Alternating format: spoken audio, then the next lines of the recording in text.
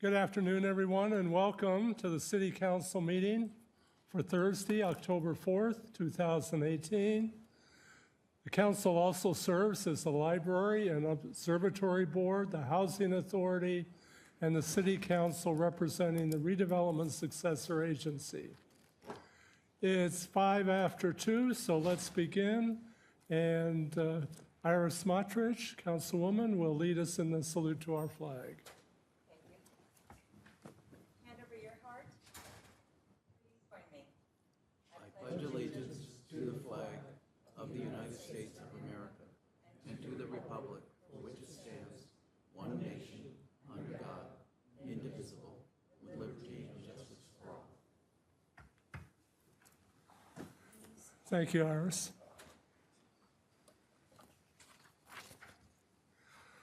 Okay, next in order is roll call, please. Certainly, Mayor. Councilmember Hobart. Here. Councilmember Townsend. Here. Councilmember Weil. Here. Mayor Pro Tem Smotrich. And Mayor Kite. Here. Thank you. Okay, it looks like we have all the necessary fire people here for the meeting. So I'm going to just do a little presentation. This is Fire Prevention Week, and October 7th to October 13th. As we do every year to help raise awareness for the important event, we are presenting a proclamation to our fire department acknowledging Fire Prevention Week. The purpose of Fire Prevention Week is to be aware of the risk of death in case of fire and to provide educational resources to keep everyone safe. The theme for this year's fire prevention is look, listen, learn, beware, fire can happen anywhere. The campaign works to educate people on 3 basic but essential steps to reduce the likelihood of a fire and how to escape safely. So at this time, I'd like to call down to the podium Rancho Mirage Fire Chief, or Division Chief, Eddie Moore, sorry about that, Eddie, Battalion Chief Byron White, and our Station 50 firefighters. If you could all come down to the podium, and I'll be down there in a minute.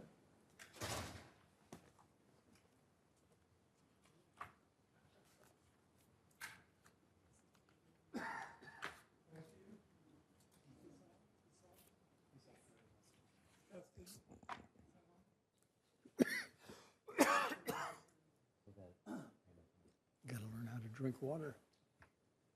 Well, it might just be all you guys for lunch. And it's an exciting luncheon. And certainly, we're all honored, and deservedly so. We do have a proclamation.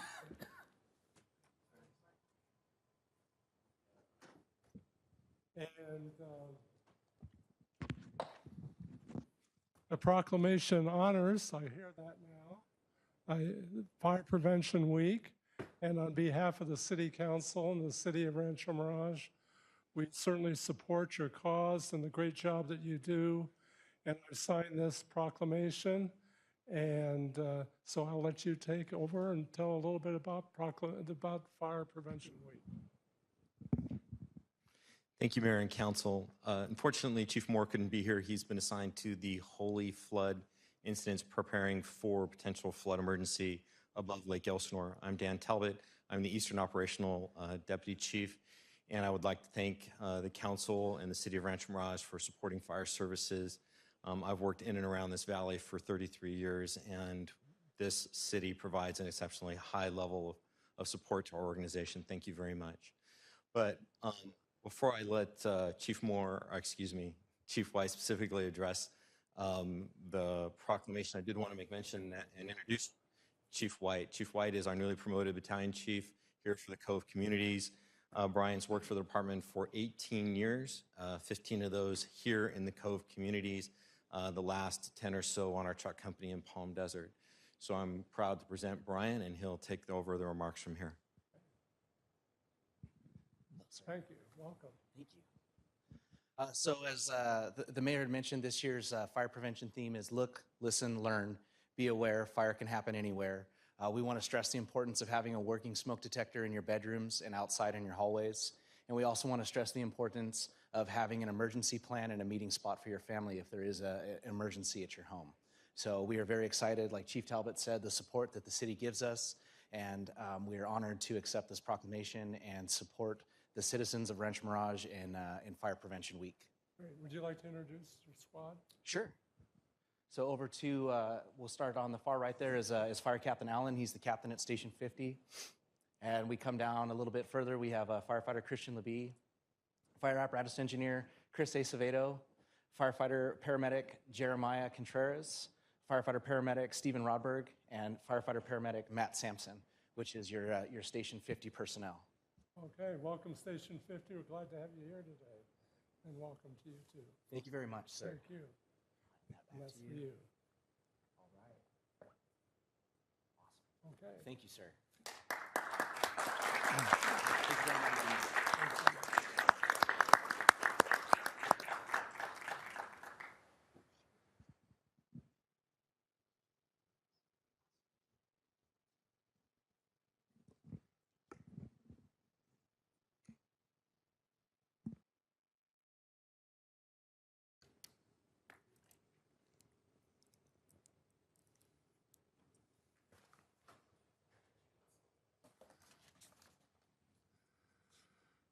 Okay, next in order here, I believe Isaiah, you're going to do a brief introduction? Or is Charlie going to do the introduction? Charlie? I am going to do it, Mr. Yeah. Mayor. Okay. Thank you very much. Ladies and gentlemen, I am very excited and proud about a new entertainment partnership the city is forming that will bring live musical theater to our Rancho Mirage Observatory Amphitheater this season. And here to tell us all about it is marketing and events specialist, the one and only Mike Solangi. Hi, Cole.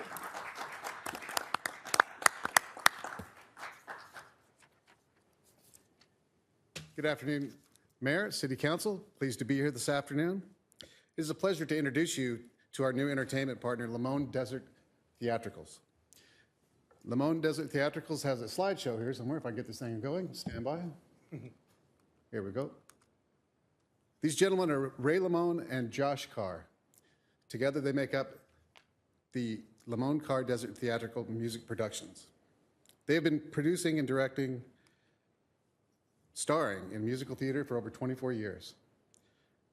They performed shows in venues such as the McCallum Theater, The Show, Santa Ana Performing Arts Center. Bringing this season to the Rancho Mirage Amphitheater 3 spectacular shows. The first one will be on December 15th. It's a big band Christmas. It'll be our second annual holiday spectacular show.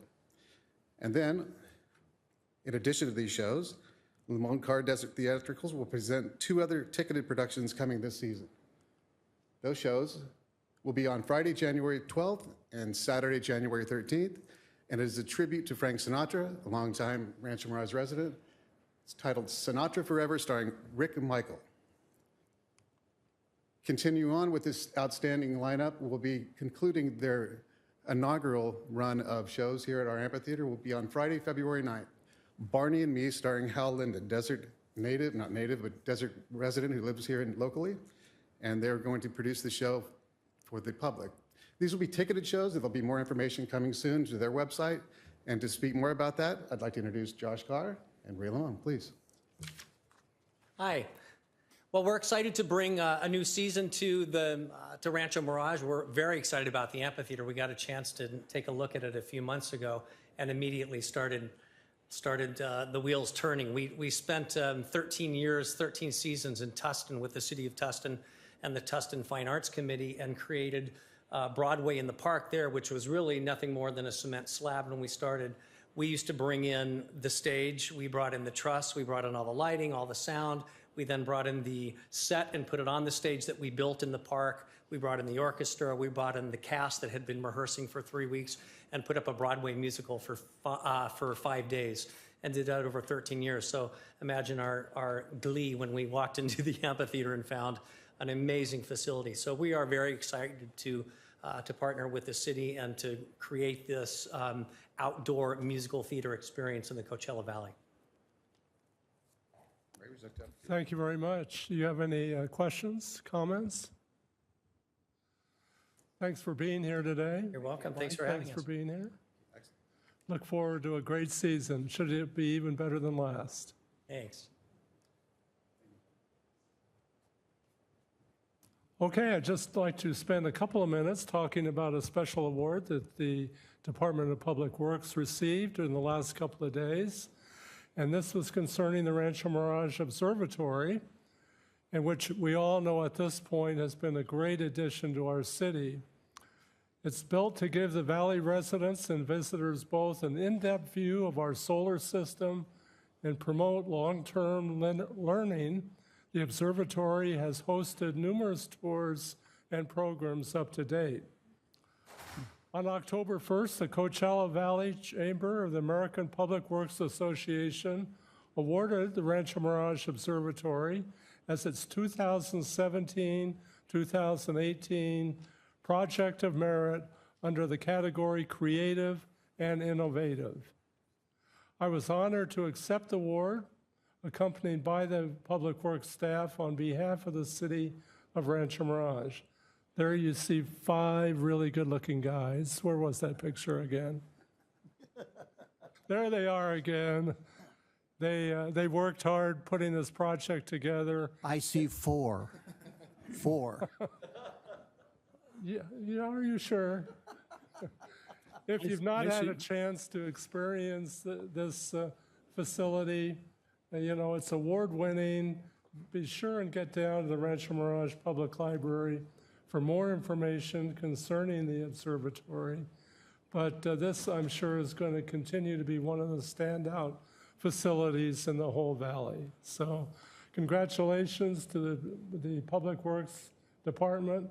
And Jesse, congratulations to you and everything you've done on this project. You really made it work. Okay, next item, we have non-agenda public items or public comments. If there's anybody in the audience who would like to speak on a non-agenda public item. Did you get any cards? No, Mayor, I did not. Okay. Well, with no cards, we'll now move on to the next item, which is City Council public comments. And Ted, you're number 1 here. Well, thank you, Mr. Mayor. The newly branded Rancho Mirage Marketplace continues to improve and provide yet another great shopping and dining destination for all. The Marketplace slide should be coming up momentarily, I assume. There we go. And of course, the Marketplace, as you know, is located at the corner of Bob Hope and Gerald Ford. The Marketplace has undergone a transformation in the last number of years.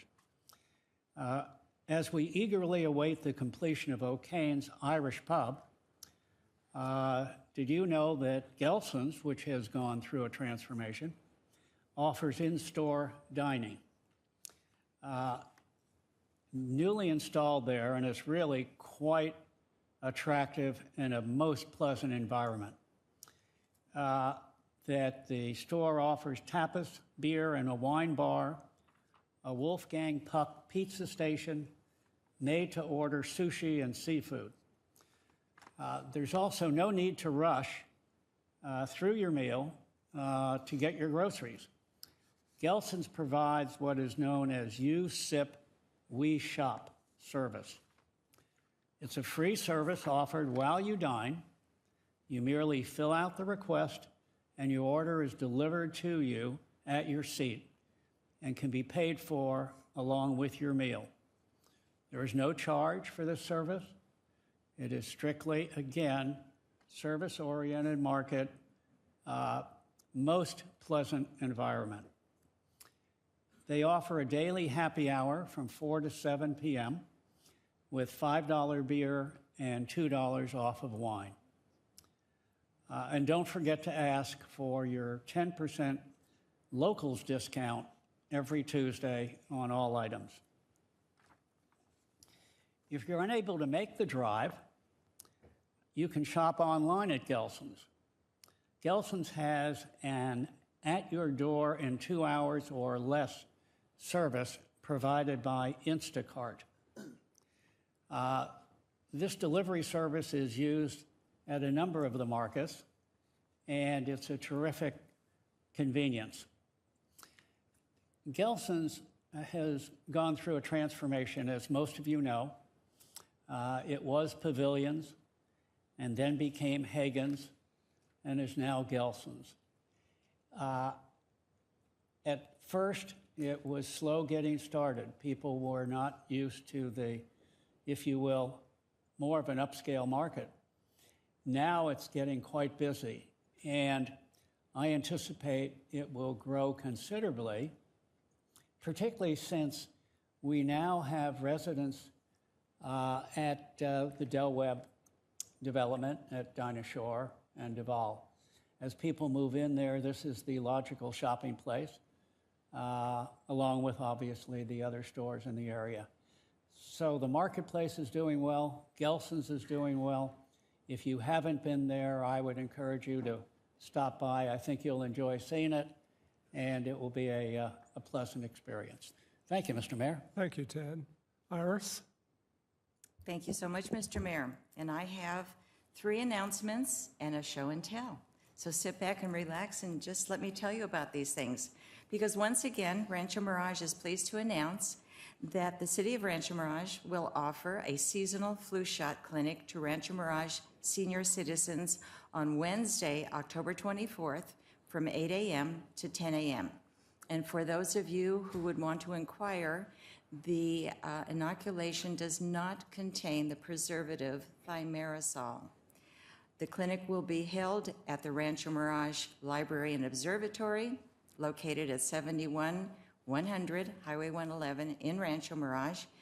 Free seasonal flu shots are available to qualified Rancho Mirage senior citizens on a first-come, first-served basis, and senior citizens must be at least 60 years of age, that is 60, a Rancho Mirage resident, and able to provide a state-issued photo identification card such as a driver's license or state ID as proof of age and residency.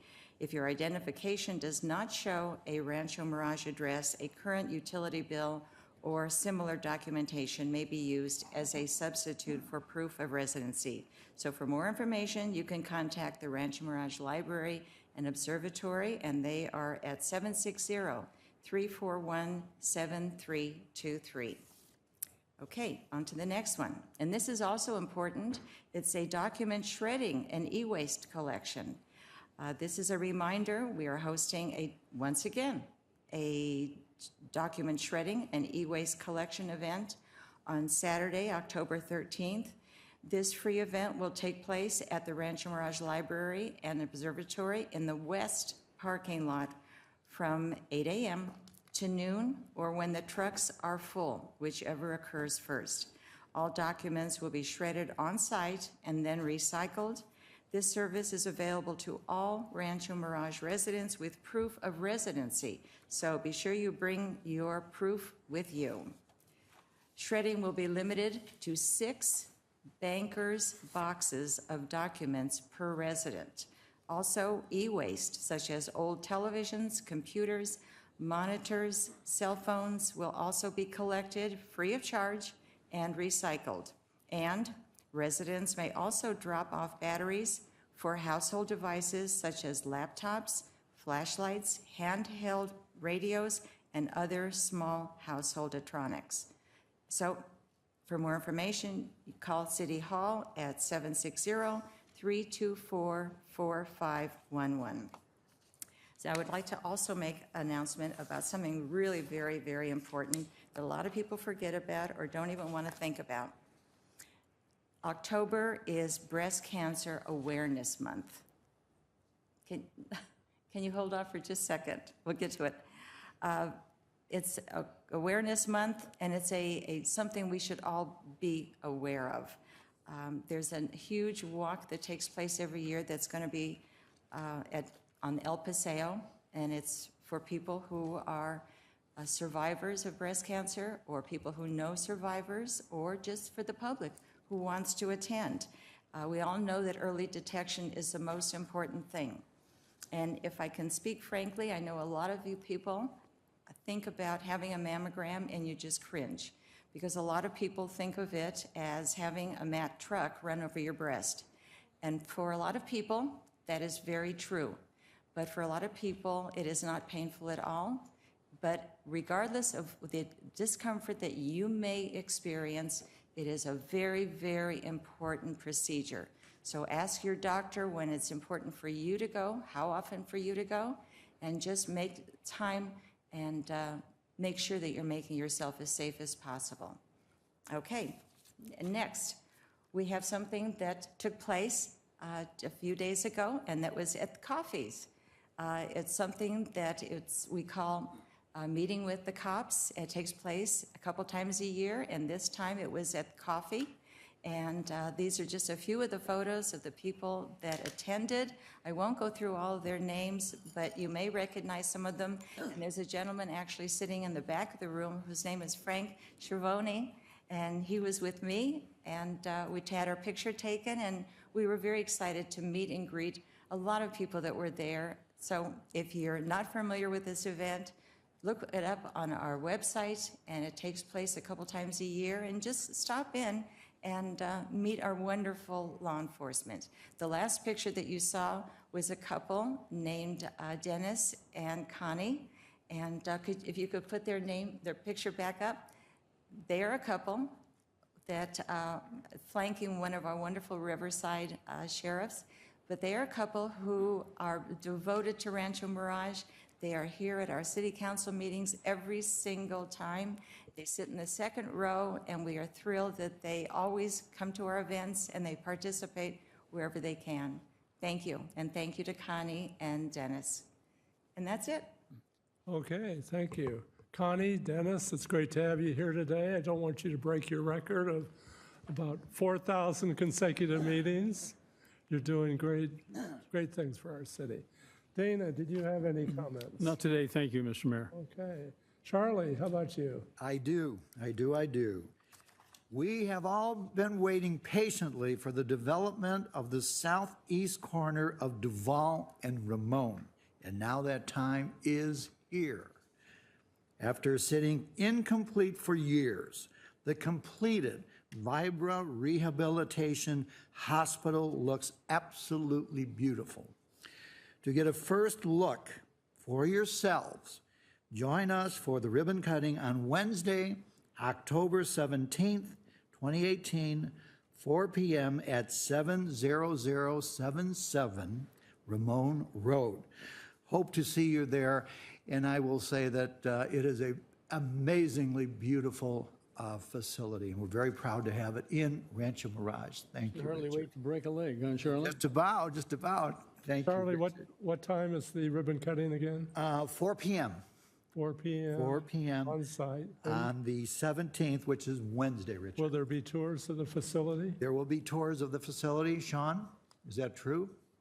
Believe that to be the case, yes. Okie dokie, there you go. So please, everybody, join us for this remarkable facility that's in our wonderful city of Rancho Mirage. And congratulations to everybody that was behind it, developed it, and had such good faith that it would turn out to be something absolutely wonderful. Thank you. How many years did it take? About 4 years? Or Sean, how long did that take? About 8, 7 years? I lost count, maybe 8. You know, the funny thing is when some of the things that we've heard through the years about it was some developers came in and said, it's absolutely ruined. You have to tear it down. You can't do anything with it. So from that, people that did have the faith and the money and the wisdom to go ahead and develop that is remarkable. They saved it. Thank you. Thanks for bringing us the information. Mr. Mayor? Yes. I might also mention that Vibra is a very large corporation throughout the country and operates a number of these rehab facilities. So they're extremely experienced in the area. And this particular facility is also 51% owned by Eisenhower Medical Center. So although it is operated by a national entity, its local roots are still here in this particular facility. So we're very pleased about that. Thank you. Okay, now we'll move on to the approval of the minutes from the meeting of September 20th. Can I have a motion, please? I'll have a motion to move to accept. I'll second that. Is there a second? Please vote. Whoops. There it is, yes.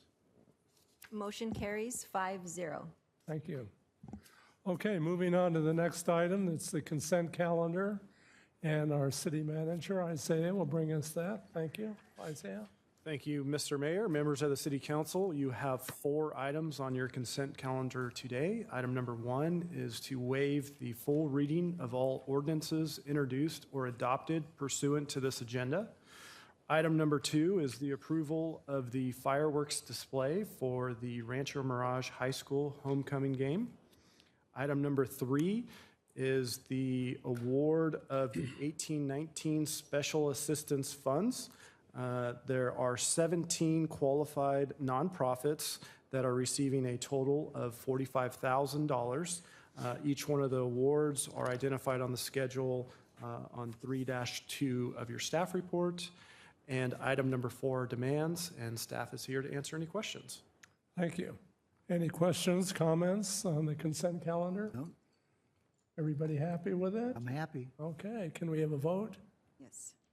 Can we have a motion? I'll make a motion to approve the I'll consent second that. calendar. Oh, sorry. Is there anybody in the public who would like to speak on any one of these 4 items? I told you there's nobody that wanted to get up and say anything. Okay, can I have a motion, please, to accept the moved. consent calendar? So moved, Mr. Mayor. Second. Please vote. Motion carries 5-0. Okay, we will now move on to the public hearings. And the first one is public hearing number 5, which is the categorical exemption pursuant to CEQA, section 15332, infill, and modification application, MOD 18021, to preliminary development plan, PDP 98005, project also known as Benito. And Bud, our planning manager, will discuss this item. Bud? Thank you, Mr. Mayor, Thank and you. good afternoon, council. Let's see here.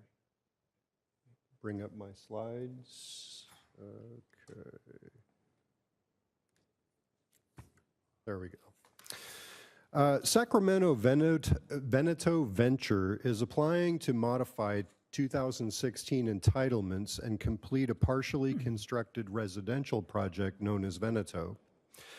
Access serving Veneto will not change. The main entry is located on Country Club Drive, approximately midway between the 2 emergency access drives, and a 3rd emergency access point is located on the western side of the project along the Butler-Abrams Trail. To the north and east of the project is Morningside Golf Course and the Whitewater Wash. To the south is Thunderbird Country Club, and to the west is Trojan Financial Plaza with Blue Skies Mobile Home Park towards the northwest. Existing zoning is medium-density residential with a maximum of 4 dwelling units an acre. As originally approved in 1998, the project consisted of 41 dwelling units. The previously approved modification that the council approved in 2016 decreased that number to 34 dwelling units, and the application before you today reduces that number even further to a total of 32 units. This would bring the project into compliance with current zoning density requirements. I won't get into the early history of the project, which is described in your staff report. Suffice it to say that this project has remained dormant for over 15 years, and the applicant has proposed a plan that they feel will work and is fundable by their investors, and are prepared to commence the improvements if entitlements are granted this afternoon. Some of you may recall that 2 years ago, the City Council approved a major modification for this project whereby the eastern tower above the parking structure would be completed as a one-story building containing 6 dwelling units.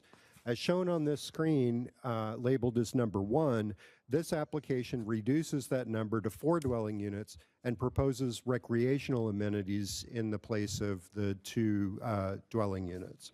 Labeled as number 2, lot number 15 was to become a custom home using the SFP process, and due to the restrictive covenants placed on the property by the adjoining homeowner, it did limit where the home could be located and how tall it could be. Details of that home are now included in your exhibit booklet, so if approved, there'd be no further delay in the applicant's ability to commence the project. All other aspects of the site plan remain essentially the same. Backbone infrastructure for this project is already completed. The only significant change to grading is the addition of the cul-de-sac labeled as number 3 on the screen and conditioned in the previous modification, which pulls the street towards the south, allowing the required perimeter setbacks for the northernmost dwelling units and better turning movements for vehicles. Several months following the City Council approval of the 2016 modification, the applicant's investors determined that the 6 units on top of the unfinished parking structure would not be funded, primarily due to the cost of completing 4 elevators at a cost of between $300,000 to $400,000 each. Because the conditions of approval required the applicant to complete the unfinished tower first, which could not be funded, perimeter units could not be constructed, and the applicant was unable to comply with the project conditions of approval. The applicant filed an application for a time extension on this project, but from a staff perspective, it didn't make any sense to recommend extension of time for a project that couldn't be funded or constructed. Although the applicant wishes to move forward with construction of the perimeter villas immediately, staff cannot support the approach of permitting construction of additional villas with dozens of new residents living in the project, with the lingering uncertainty of the unfinished eastern tower that can't be constructed per the planning entitlements. Staff worked with the applicant, and we provided several suggestions, and the applicant and his investors agreed that this modification before you today is a viable solution to move the project forward towards completion. The unfinished parking structure will not change except for removing the northernmost elevator shown in red. The green elevator will still serve the penthouse structure over the entry tunnel, and the 2 elevators shown in blue will be reduced from their current 2-story height to 1 story. Reducing the height of these elevator shafts will be done in phase 1. Since 2 dwelling units are to be eliminated, the amount of guest parking for the overall project will actually increase by 5 parking spaces. This photo shows the existing conditions on top of the eastern parking structure. The elevator shaft on the right with the red X will be eliminated, and the elevators most visible from Country Club will be reduced in height to 1 story. The proposed recreational amenities will extend from the foreground of this picture to the green line. Units A and B have been eliminated, and in their place is a new recreational amenity labeled as proposed golf greens. Units C through F remain the same as in the previous entitled project and range in size from 2,700 to over 4,000 square feet. Each unit is provided with its own private courtyard and access to the private street. 2 points of access are provided to the new recreational amenity. The grand entry staircase rises about 2 feet above the central piazza with the fountain in the middle of the Veneto project. A second access point is located on the east side from Via Condati. Pavers will be used to connect the street with the landscaped recreational area, and landscape planters will complete the frontage. In reviewing the proposed plans, the Architectural Review Board recommended adding a condition that potted citrus shrubs and espalier be placed along the wall of future dwelling unit C, as shown by the green dots. This photo essay illustrates the theme pavers, fire pit, seating, and trellis features. Pavers consistent with the Veneto palette are used for the hardscape, and a fire pit with trellis and seating area overlooks the piazza with the mountains beyond. Immediately south of the fire pit seating area is a bocce ball court and a putting green complete with artificial turf and climate-appropriate potted citrus and shrubs. As shown in these photos, the grand staircase will rise from the central piazza and will provide a new park-like amenity in the center of the Veneto project. As shown on the right, landscaping will be placed along the interior street, and this portion of the podium will be finished with the recreational amenities and vegetation. These photos show the proposed location of the fire pit seating area. The amenity will provide spectacular views of the fountain and sunsets over the mountains beyond. Units C through F on top of the podium will still be seen from Country Club Drive, and the streetscape will not change in comparison to the previously approved modification. The maximum height of the residential structure is 20 feet, with the primary roof plane beginning at 12 feet. As seen on the east elevation, which is the second one from the top, the proposed recreational amenities overlooking the central piazza and Via Condati are on the right, and units C through F are on the left. Pages 14 through 17 in your exhibit booklet illustrate floor plans and elevations of the 13 villas proposed as a part of the modification that was approved 2 years ago. No changes are proposed to those 13 dwelling units. 2 floor plans with 2 differing elevations are provided. These villas range in size from a little over 3,200 square feet to over 3,600 square feet. All villas have their own attached 2-car garage, private courtyard, outdoor fireplace, and room for a swimming pool. All villas have flat roofs surrounded by a parapet wall, and some have mission clay tile along the parapet for variation, and all continue the existing colors and materials already established for the Veneto project. There appears to be a satisfactory mixture of units and elevations that will provide variety to the interior streetscape. In the approved 2016 modification, this lot was proposed to have a custom home using the SFP process because of restrictive covenants placed on the lot by the adjoining property owner relating to the placement of the home and maximum height. The lot is currently being used as a small interim dog park for residents. The proposed home on Lot 15 is nearly 2,900 square feet plus a 600 square foot garage. The home has a large great room with clerestory windows facing the Santa Rosa Mountains to the west, 3 bedrooms and 3.5 baths. The exterior colors and materials, again, are those found throughout the Veneto project. The ARB, Architectural Review Board, did review this home, required some adjustments, and ultimately endorsed the proposed elevations as they're consistent with the previously approved villas. The landscaping plan for that single-family home includes artificial turf, water-efficient landscaping within the rear and side yards, and it also includes room for a swimming pool, spa, and fire pit in the rear yard. The front of the home is adjacent to the interior private street with planters like the adjoining homes. Landscaping is intended to be sparse along the interior streets, reminiscent of Italian villages that primarily have piazzas, architectural walls, and purposefully situated landscape planters with shrub vines and occasional trees along the narrow cobblestone paver street.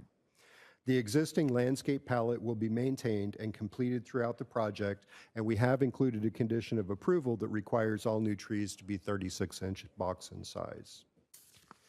Although the applicant wishes to jump right into constructing the perimeter villas, staff recommends that there be a viable plan approved by the City Council to finish the lid of the eastern parking structure associated with a reasonable phasing schedule to complete the project. The proposed phasing schedule is listed as condition of approval number 8 in your agenda, and some of those highlights include this proposal reduces the project density by 2 dwelling units to a total of 32 dwelling units, bringing it into compliance with the city's general plan. It removes 1 elevator shaft, lowers 2 elevator shafts to 1 story, and it constructs recreational amenities, including the fire pit seating area, putting green, bocce ball, hardscape, landscape on the northern third of the podium.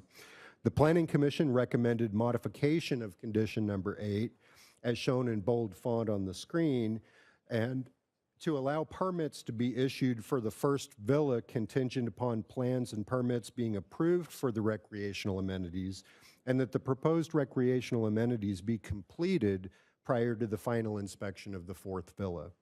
The commission also recommended modifying condition number 1 by giving the applicant a 2-year time frame to exercise these entitlements.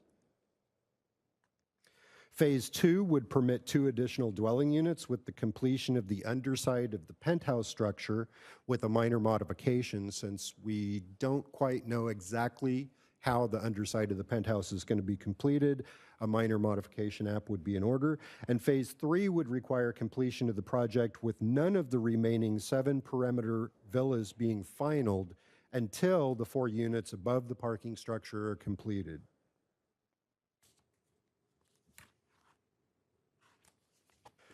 The Architectural Review Board has reviewed and endorsed the redesign of this project as presented today, which is categorically exempt under CEQA. The Planning Commission recommends that the City Council file the notice of exemption and approve the major modification based upon the content, findings, and conditions in the staff report. And we'd be happy to answer any questions. Thank you. Thank you, Bud. Excellent job. Are there any questions or comments from council? I have one question on Lot 15. Is that being built for spec or by private people? It would likely be built by spec. Mr. Fortson, the applicant, is in attendance today. He would like to immediately get started on constructing the home on that lot. That's what they would like to immediately commence. So, Bud, this would roll out in different phases over how long a period of time? There are 3 phases proposed. The first phase includes the vast majority of the first phase includes the recreational amenity. It includes up to 4 villas. It reconfigures the northern cul-de-sac. The second phase just gives them 2 homes, and the last phase is when the remaining portion of the podium would be complete, but they cannot get permits for the villas, the remaining 7 villas, until the 4 units above the podium are completed. It's kind of a compromise. We all know that this project started in 1998. I remember it, yes. And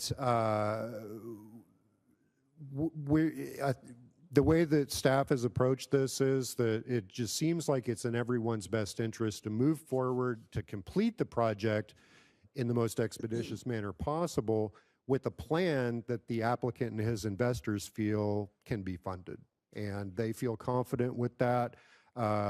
Originally, staff had recommended that the park improvements commence with the first dwelling unit, and they need to be completed by the second dwelling unit. But the Planning Commission felt that that was a little bit too restrictive, and they modified condition number 8. So basically, as they're built and sold, they'll build out rather than all in one crack. That's correct. And since some of the units are attached, they'll be building 2 units at a time. In some cases, when they're detached, they may build 1 unit. Perhaps Mr. Fortson can talk about whether or not they're all going to be built as spec, or if he will have a buyer prior to starting the construction. But the first home on lot 15 will start right away, regardless if there's a buyer or not.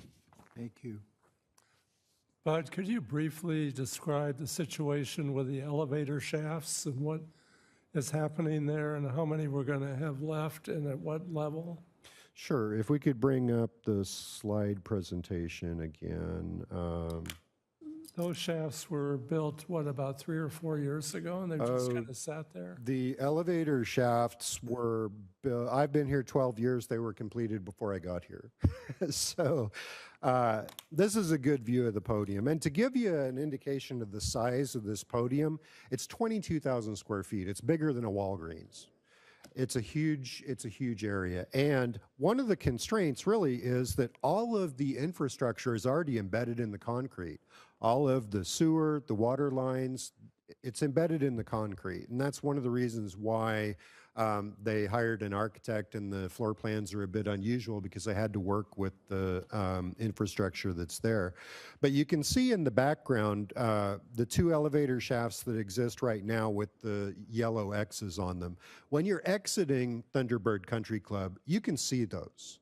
Now, where I drew the yellow line here just below the X, that's where the elevator shafts would be lowered. So they would decrease in height by about 50%. So really, you're really not going to be able to see them very much at all above the perimeter wall from the project, which is certainly desirable. Now, the one on the right with the red X, that will entirely go away. That will be dismantled and go away. And So all of the what happens modifications with to that the shaft? elevators are to be done in phase one. Okay. So what happens with that shaft that's going to be eliminated?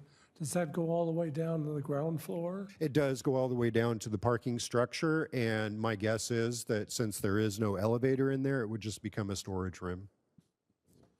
Okay, thank you. Any questions? Yes, David. Bud, what are the two recreational facilities or amenities that they're putting in here? They're putting in a fire pit with a trellis seating area surrounding that. They're installing a bocce ball court and putting greens. And they already have a swimming pool. They already have a swimming pool, and some of the individual single-family homes also have swimming pools. Thank you, Bud. Yep. Any other questions? We'll go to public hearing. Oh, Ted? Yes, I just want to comment, in walking the project, I think the elimination of the 2 units, along with the addition of the recreational amenities, makes a world of difference. I think that gives it a total different feel, a different look, and I think that's a great suggestion that planning came up with, so I compliment you on that. Thank you. And it's really built upon previous council direction to encourage parks to be located in the center of the project. And this really is the center of the project. And really residents can be there at the fire pit, having a cocktail at the end of the day, having conversations overlooking the mountains and the sunset beyond. It really will be a spectacular feature. Great, great addition. Okay. Any other comments before we go to the public? Nope. Okay, at this time, I'd like to open the public hearing. And would the developer like to come forward? Okay, I guess we don't have an interested party. The developer is in attendance. He'd be happy to answer any questions if the council has any. Pardon me again, Bud? Oh, okay. Thank you. Good afternoon. Thank you, Mayor. James Fortson. I live in the site. 14 Via Condati is where I live. And I didn't come up initially because I didn't really have anything to say. But I'll answer questions. Okay. Well, it's a beautiful project from the beginning when it started, and I'm sure it'll be beautiful when you finish it. Congratulations for sticking with it. Thank you. It looks beautiful. Any other comments, questions? The timing on the completion of the various units, how far out do you think you'll be going to get the whole project completed? If the market stays like it is, maybe 2 years to 3 years. Okay. And Bud, we're giving them a continuance. We're extending it for 2 years. The Planning Commission did recommend a 2-year entitlement. Okay. As opposed to the 1 year that was on the project before? Correct. Okay. Okay. Any other They'll have comments? 2 years, right? 2 years, if it's approved today, 2 years from today. Good. Okay. Okay. Thank you very much. Thank you. Is there anybody else in the audience who would like to speak on this item? Seeing none, we'll close the public hearing. Any questions of staff before we vote? Nope. Iris, nothing? Okay. All right, could I please have a motion? I will make the motion that City Council A approve the filing of a notice of exemption pursuant to California Environmental Quality Act Section 15332 infill development projects, and B, approve major modification case number MOD 18021 based upon the content, findings, and conditions in this staff report. Okay, there's a motion and a second. Please vote. Motion carried. Oh, hold on one moment. Did we close the public hearing? Steve?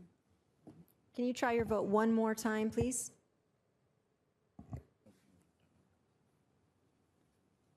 And motion carries 5-0. Okay, thank you. Now move on to item number 6, which is resolution number 2018, next in order, adopting the 2017 Local Hazard Mitigation Plan. And Bud, you're going to head this up? I am, thank you, Mr. Mayor. This project has been in the works for a long time, as you'll discover as I go through the presentation. The purpose of hazard mitigation planning is to identify policies and actions that can be implemented over the long term to reduce risk and future losses. Mitigation plans form the foundation of the city's long-term strategy to reduce disaster losses and break the cycle of disaster damage, reconstruction, and repeated damage. The Federal Disaster Mitigation Act of 2000 requires local governments to adopt a comprehensive hazard mitigation plan in order to receive pre-disaster mitigation grant assistance and increased federal funding after a disaster. Following Hurricane Katrina in 2005, the California legislature passed AB 2140, known as the California Disaster Assistance Act, which became in effect January 1st of 2007. Compliance of AB 2140 is optional, but non-compliance limits the city's ability to obtain additional state funding for certain disaster recovery projects. The way this works is that when federal officials declare a disaster area, the federal government picks up 75% of the disaster costs. The rest of the costs are shared by the state and the city.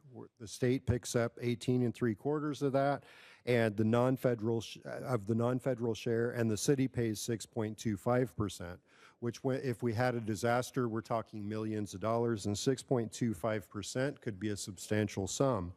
However, if we adopt the local hazard mitigation plan as a part of the safety element of our general plan, the state will pick up 100% of the non-federal share for 11 specified federally declared disasters.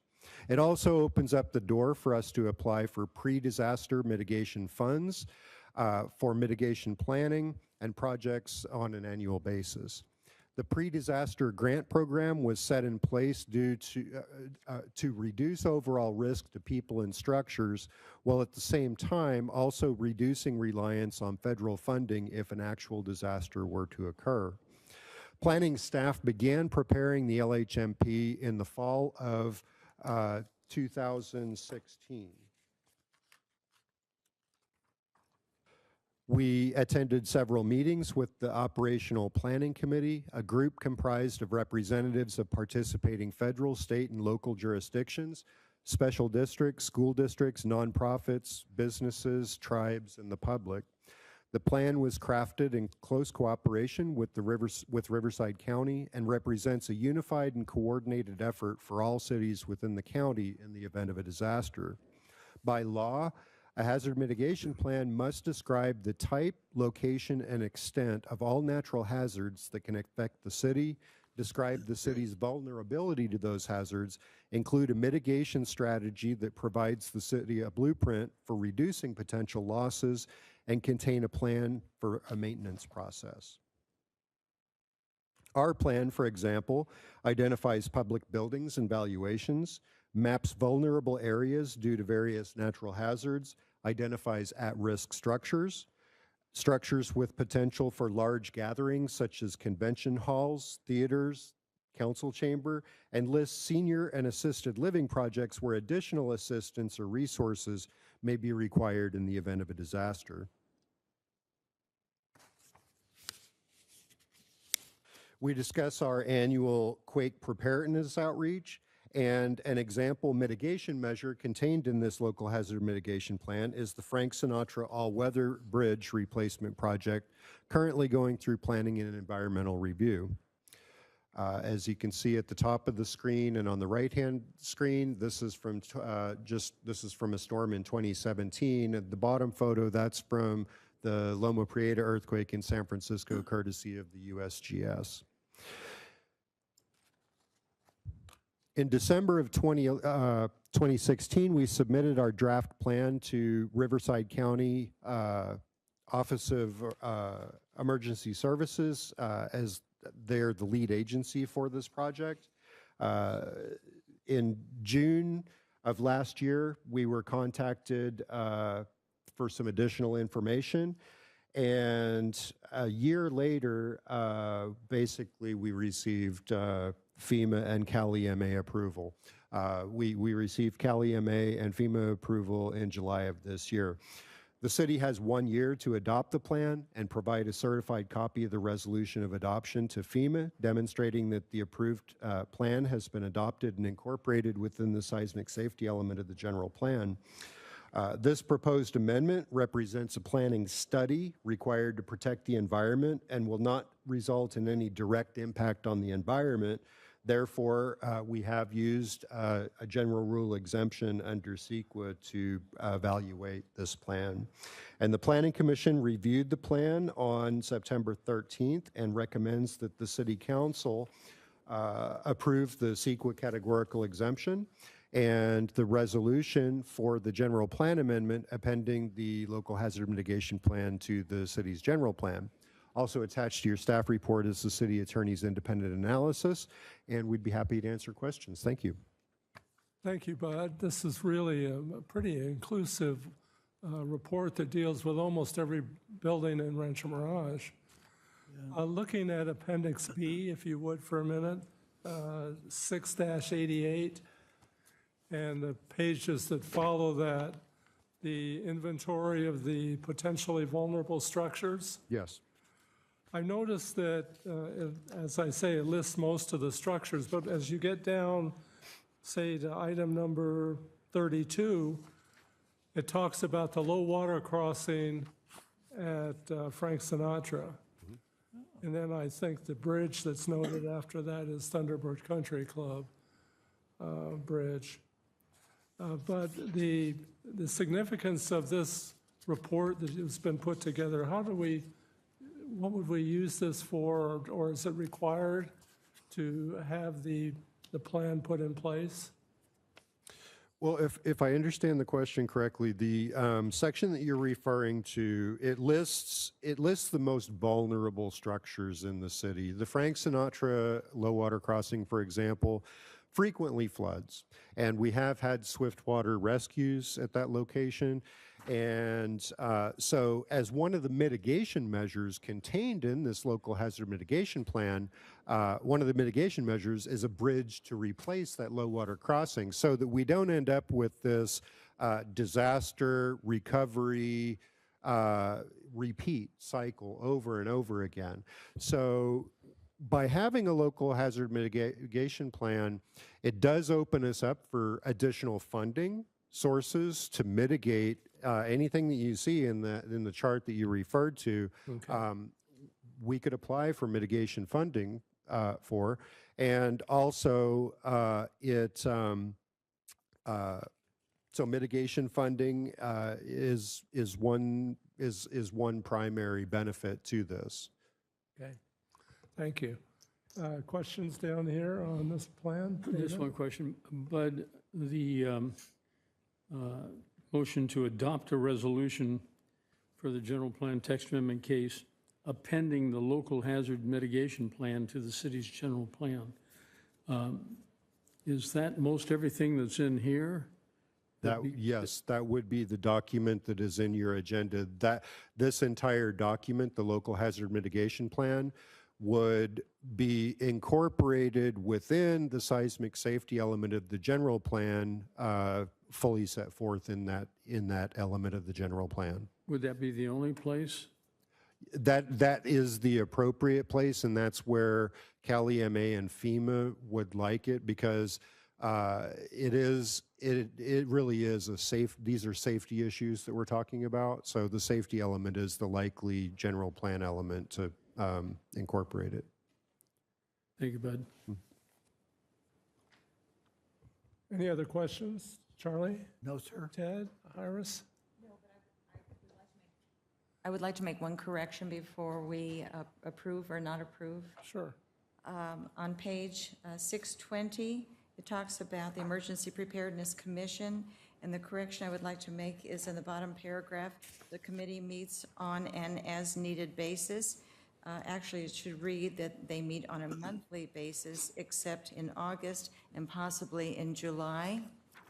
And then on the next page, 6-21, it lists the members' names, and one member needs to be removed, James McFarland, and 3 members need to be added, Stan McKenzie, Bob Brown, and Mary Levine.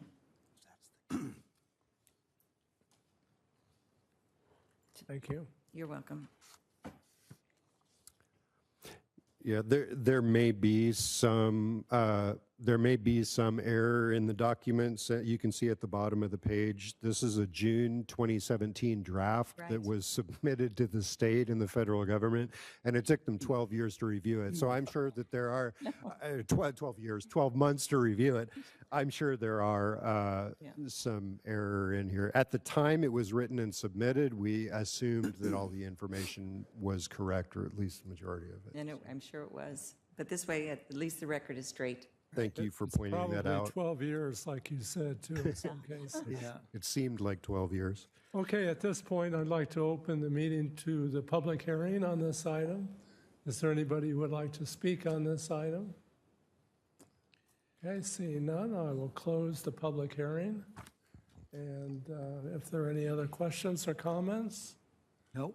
Can we have a motion for item number 6? All right, I'll make a motion to approve an exemption from environmental review pursuant to CEQA General Rule, Section 15061, paren B, paren 3, that is applied to proposals which have no potential adverse impact on the environment for EA 18-0003, and B, adopt a resolution for general plan text amendment, case number GT 18001, appending the local hazard mitigation plan to the city's general plan. Thank you, Ted. Is there a second? Right here. Okay, can I have a vote, please? Motion carries 5-0. Okay, thank you very much. Now moving on to item number 7, which is the Transportation Uniform Mitigation Fee Review. We're going to continue that meeting to the next in order. Steve, does that require a motion? You move to continue item number 7 in its entirety until when? The next meeting? Or Next meeting? till the next meeting, regular meeting of the City Council? I'll second that. All in favor, or please vote. Motion carries 5-0. Okay, thank you. Now move on to item number 8, which is a resolution 2018 approving annexation number 175 to the CFD number 1. And this is being done by our newest member of staff, the Director of Administrative Services, Kofi Autobahn. Antubam, yeah. Thank you, Mayor. It's good to have you with us, Kofi. Thank you. Thank Okay. you. Well, good afternoon, Mayor and Council. This item, annexation number 175, it's basically part of the standard. Thank you, Mayor and Council. So this item is the second step and the second and final step in the standard annexation process that the city of Rancho Mirage goes through for all development within the city's jurisdiction. The first step in the process was presented or considered by council on September 6, 2008. The territory proposed for annexation is located on the north side of Ginger Rogers Road, east of Bob Hope Drive. As detailed in the resolution of intention that was presented to council on September 6, a petition was filed by the owner shortening the time for the special election to expedite the annexation process. As such, the public hearing on the annexation process and the proposed levy of special tax may take place at today's meeting. At the conclusion of today's public hearing, provided that majority written protests have not been filed, the City Council may consider adoption of the attached resolution calling an election and declaring the results of the special election, as well as directing staff to record an amendment to the notice of the special tax lien. And that basically concludes my staff report, and I'll be available to answer any questions. Okay, thank you. Any questions from council on staff? Questions down here at the end? No? No, sir. No questions? Okay, we'll move to the public hearing and open the public hearing. Is there anybody who would like to speak on this item? Seeing none, we'll close the public hearing. And can I please have a motion on item number 8? I'm sorry, Mayor, excuse me? City clerk. Hello? Oh, I'm sorry. Yes. Election results? And the last one, Are our mics back on? Hello? No. you're not working? Testing, that one's working. You're on. Hello? Hello? Okay. Yeah, you're good. So there was a special election conducted for this item. The ballot for the 6 eligible votes was received on September 12, 2018, and was in favor. Therefore, votes cast yes equal 100% of total votes cast, and there were no protests. Good, Okay. very good. So with that vote, we can, we're getting back up on the sound. Did we have a motion on that one? I will make a motion Let's have a then on motion. that one, that the city council adopt resolution number 2018 next in order, calling an election on leveling a special tax within the area proposed to be annexed to Community Facilities District Number 1, annexation number 175, declaring results of the election, approving the annexation of the territory, and directing recording of the amendment of notice of special tax lien. I'll second that. There's a motion and a second. Would you please vote?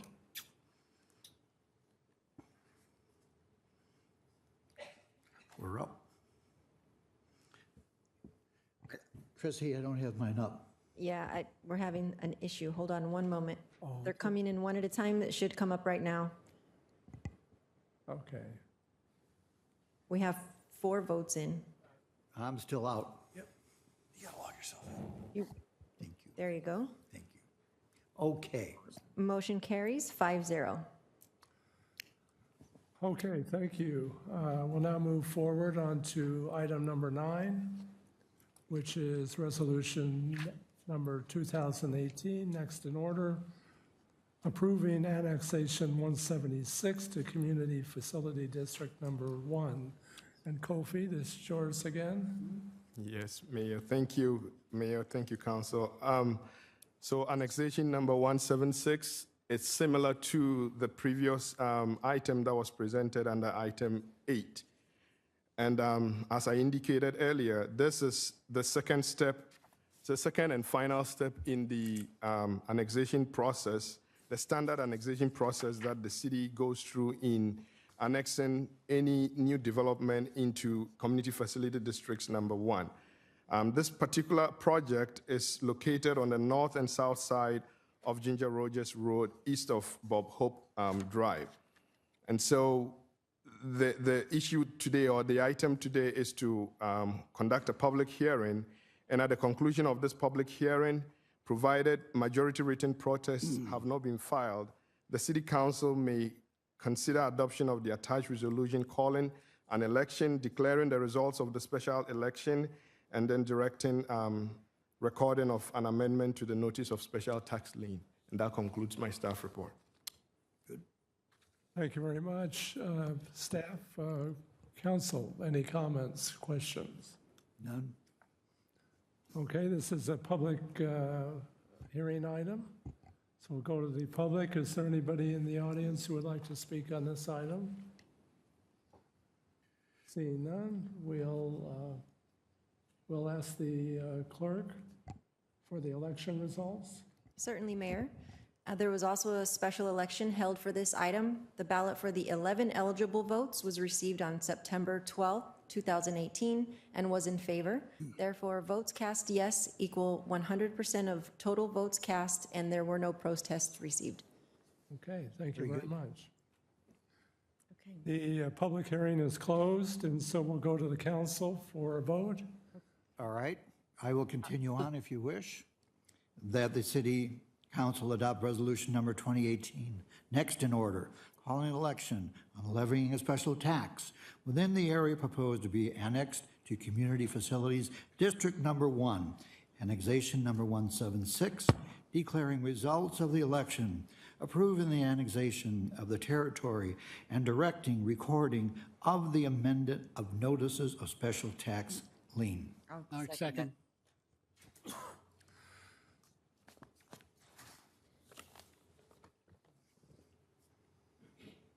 Was there a second, please? Yes, I second. Okay, please vote. Motion carries 5-0. Thank you. We'll now move on to item number 10, which is an action item. Resolution on number 2018, next in order, intention to annex territory comprising 1.27 acres to the CFD number 1. And Kobe, this is yours again. Thank you again, Mayor and Council. Unlike the previous two items, this item, annexation number 177, is the first step in the standard annexation process that the city goes through in annexing new developments into the CFD number 1.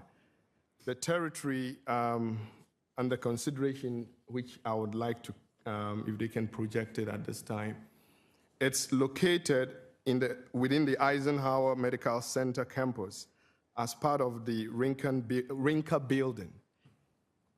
And this, the annexed territory is comprised of a portion of 3 parcels totaling approximately 1.27 acres. Major modification case number MOD 17023 was approved by the City Council on July 19, 2018, and has a condition of approval number 31 to annex into the CFD number 1. In accordance with the condition number 31 of modification MOD 17023, the owner submitted a petition for annexation which requests that the City Council initiate annexation proceedings to annex the proposed territory and provide for an expedited approval of the annexation and the levy of a special tax.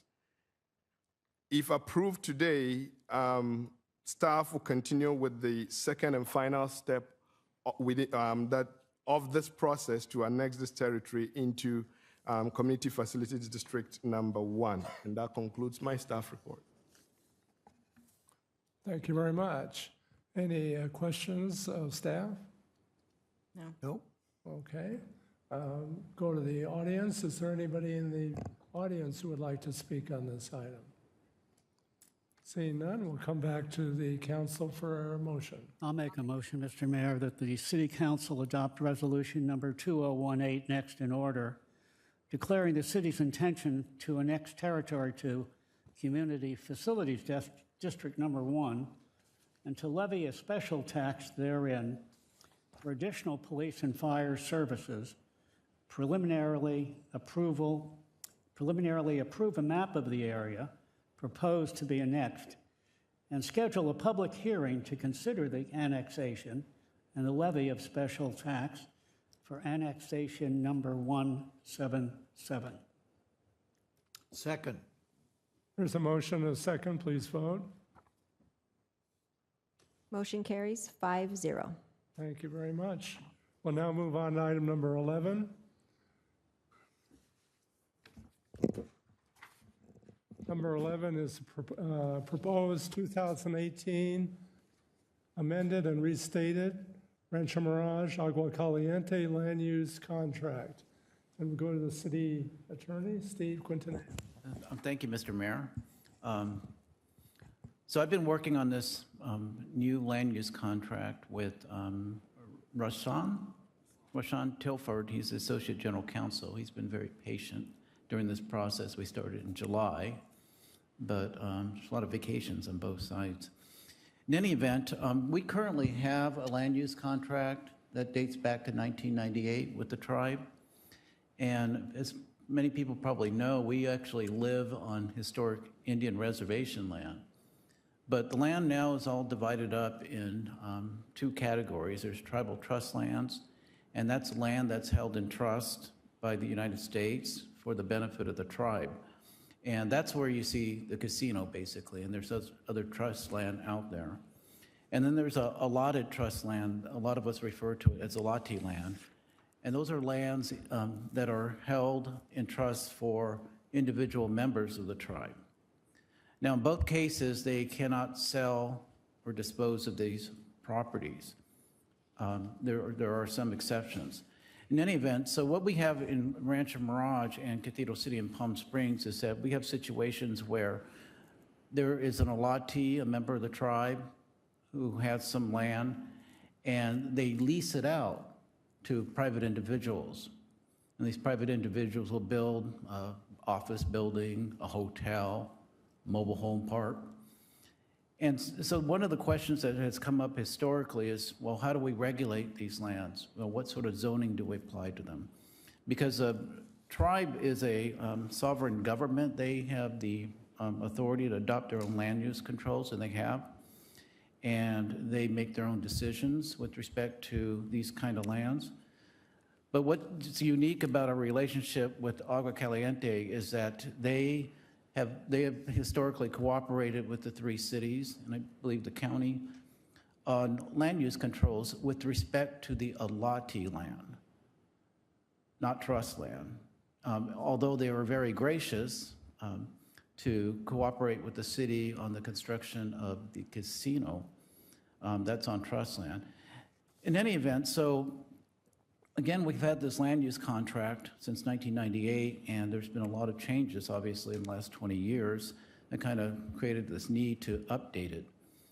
So basically, what the tribe is agreeing to do is that it's agreeing to apply all the city's zoning, land use, planning regulations to allotee land. And that includes, applying our policies and regulations and specifications for our general plan, our specific plans, variances, conditional use permits, preliminary development plans, or they'll comply with all of our subdivision regulations, our building code, grading. And they also agree to allow the city to impose and collect development impact fees, such as the TUMP fees.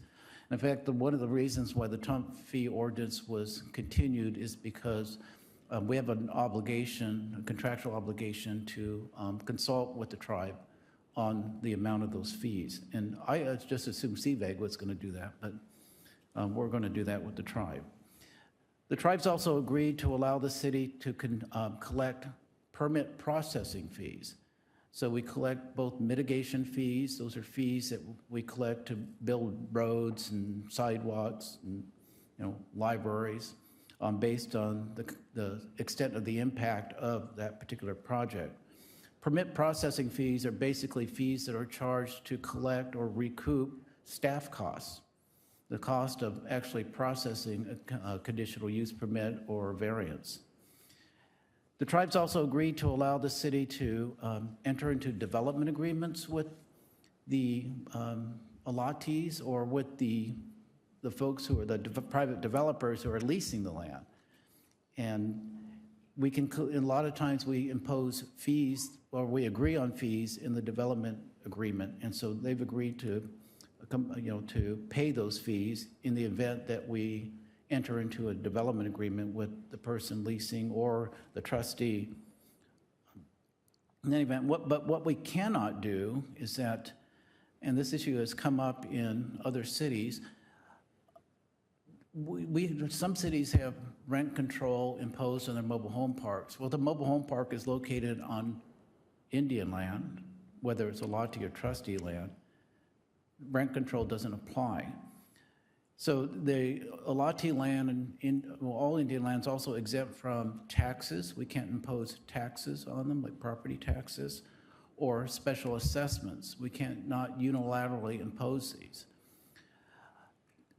unless we consult with the tribe and the tribe takes an official position on that particular issue as to whether or not it should apply. I should point out too that, and then the other issue that they are exempt from are any land use controls that are adopted by initiative. So in the event that the voters in Rancho Mirage or Cathedral City or Palm Springs adopt a regulation that prohibits a certain type of use, that does not apply automatically to Indian land unless we confer with the tribe and the tribe is fine with that. We also I don't know if I mentioned this, our billboard regulations don't apply to allotee land. That's why when you drive around the valley, on this side of the valley, you'll see these series of billboards. When you see those billboards, it's likely that they're on Indian land, whether it's allotee land or trustee land. So they have their own billboard ordinance in place, and so if one of their lessees wants to put up a billboard, they have to go to the tribe and get it approved by the tribal council or your commission. The tribe approves them. And I think one of the reasons why they added historic preservation in this particular contract, which I didn't see in the former contract or the current one, has to do probably with Palm Springs trying to halt the demolition of a hotel by declaring it to be historic. We do have a historic preservation program in Rancho Mirage. This is not going to impact us because our program is voluntary, so it doesn't matter who you are. If you're the property owner, you don't want your property to be declared historic, that's fine. That's, you can do that. In any event, but they do comply with the historic preservation programs of the federal government, and so they have their own process. So last thing is that even though we'll be able to apply our land use regulations to allotee land, if the allotee feels aggrieved or the lessee feels aggrieved by our decision, they have the opportunity to appeal that to the tribal council, and the tribal council has the last say. So that pretty much sums up our land use contract, and I'll pass it on to you, Mr. Mayor. Mr. Mayor, if you don't mind, I'd just like to add a couple things. So this contract is really the framework for our government-to-government relationship for development and land use type items. So as Steve mentioned, the city and the tribe have a great government-to-government working relationship. So the last agreement was entered into on June 22nd, 1998. So over the last 20 years, there's been case laws and definition changes and developments in California, such as an example, the legalization of marijuana. So it was time to refresh this framework in which the city and the tribe work with each other on a government-to-government level. So more of an update to the existing rules for some of the new developments over the last 20 years. Specifically for the marijuana component, the tribe is federal. Marijuana is still outlawed on the federal level, and For Rancho Mirage, there was no issues with the additional language because it was consistent with the city's current policies over marijuana.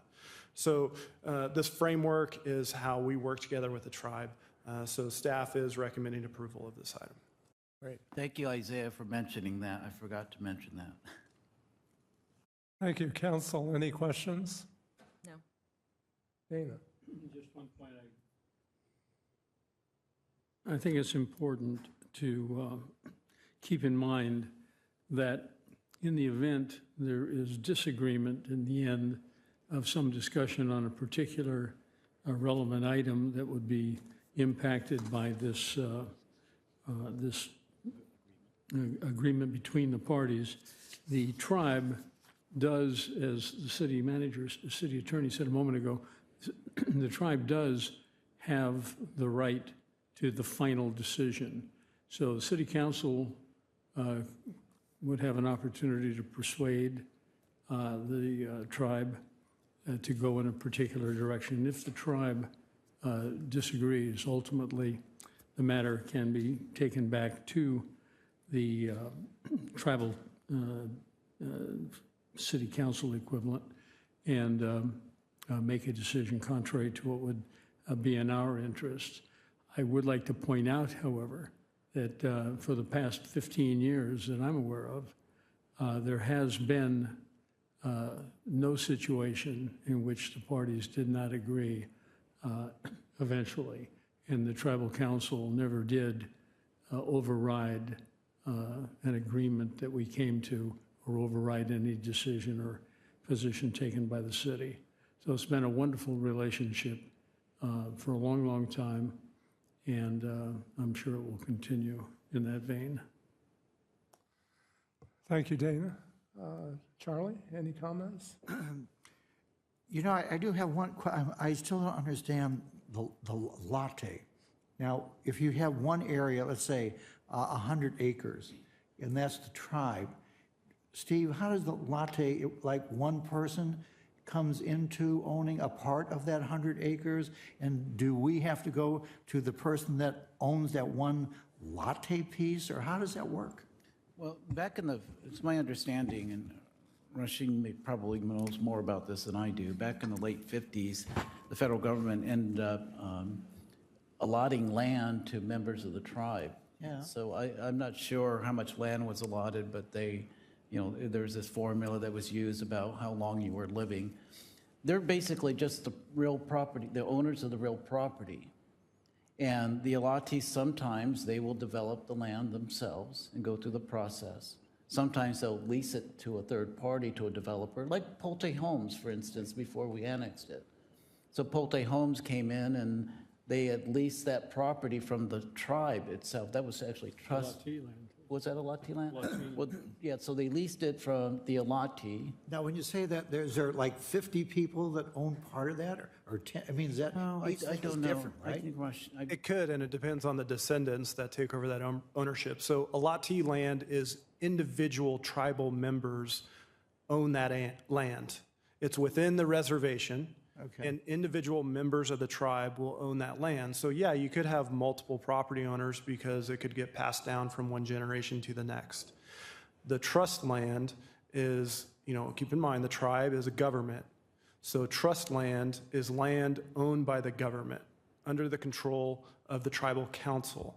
Just like if the city owns land, that's under the control of the city council. So same thing, that's what tribal trust land is. It's actually owned by the government entity of the tribe.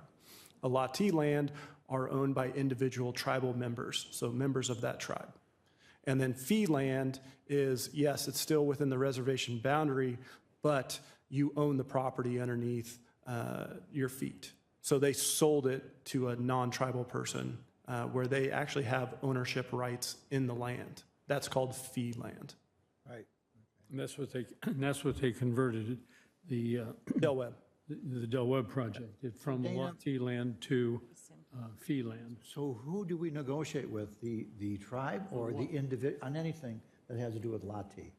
Do you have to go to these individual people or what? Yeah, so they come in and they follow the standard city process for allotee land. They're in our agreement. If there is a decision that is made by the city, they do have the ability to go back to their tribal council and appeal a ruling of the city council, and the tribal council has the final say-so. As Councilmember Hobart pointed out, I'm not aware of anything in the last 15 years that ever reached that level.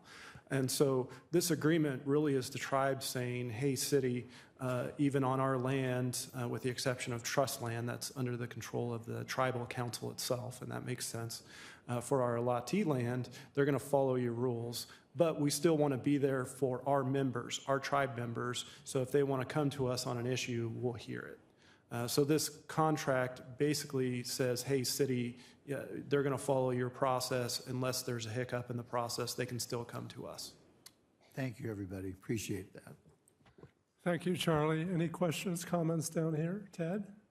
No, not really. I concur. I think that it's something that we should adopt based upon a long-standing relationship. So I don't know whether that requires a formal motion or not.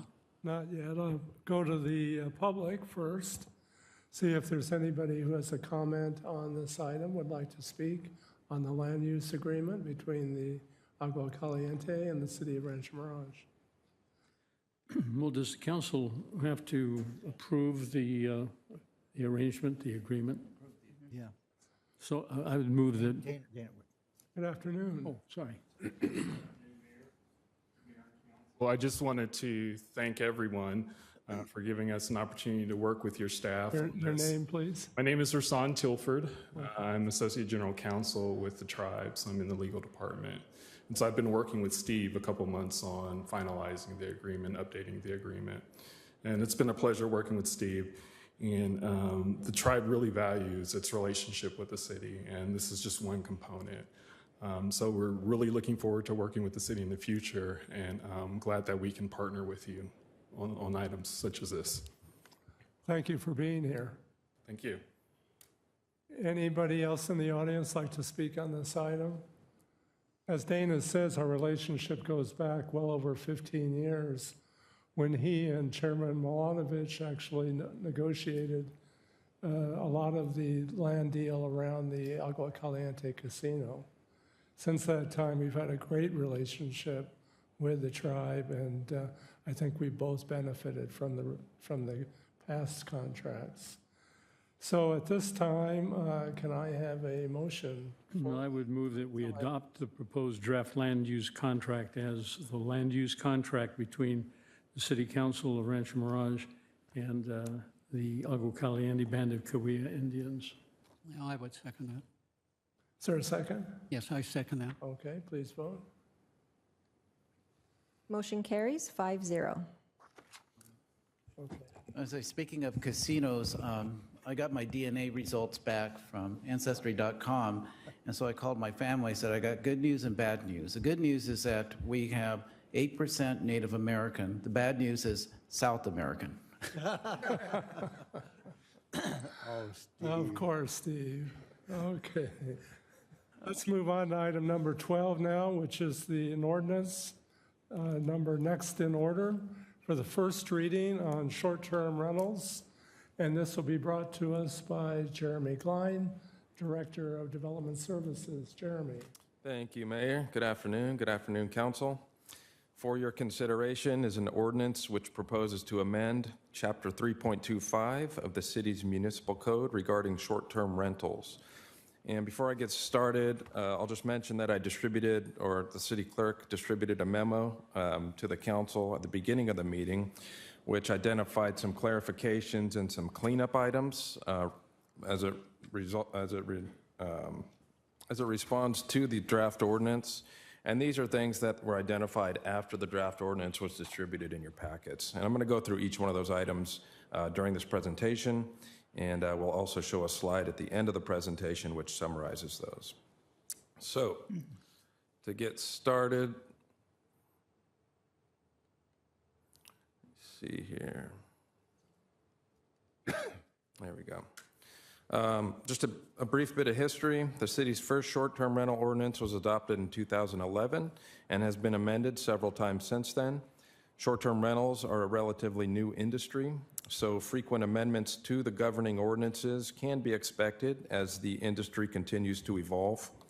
The overarching goal of the short-term rental ordinance is to provide guidelines for the responsible operation of short-term rentals in Rancho Mirage, while at the same time preserving the character of the residential neighborhoods in the city.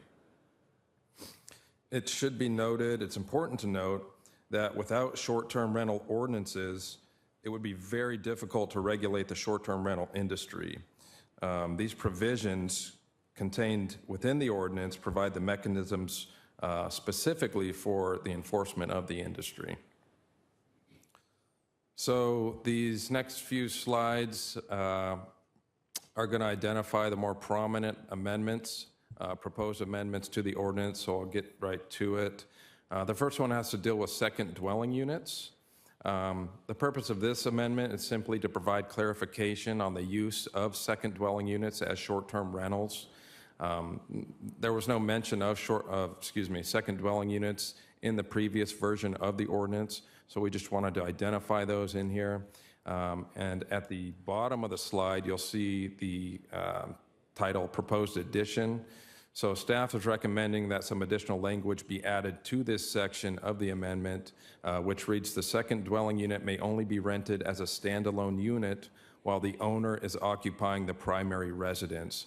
So the purpose of this is simply to prevent the multiple or the rental of both the primary resident and the second dwelling unit to multiple parties at the same time. So that's the purpose of this. One of the more progressive amendments is the introduction of a density restriction in public neighborhoods. So the goal here is to prevent the oversaturation of short-term rental properties in public neighborhoods.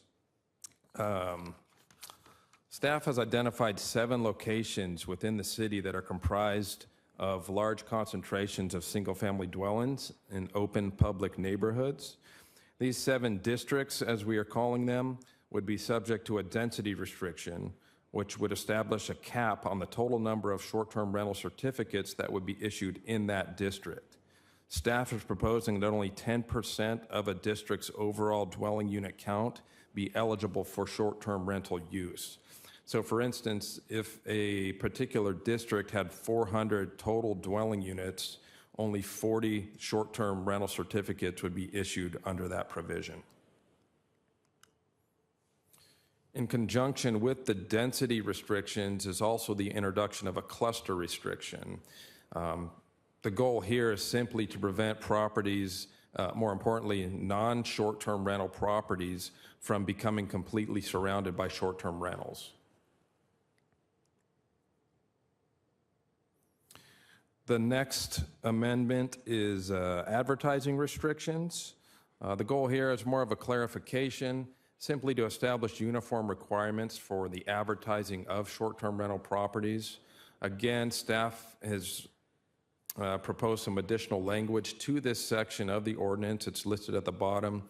It reads, "All internet listing sites and listing numbers associated with a short-term rental property shall be submitted with the monthly transient occupancy tax return forms due to the city pursuant to section 3.24.070 of this code."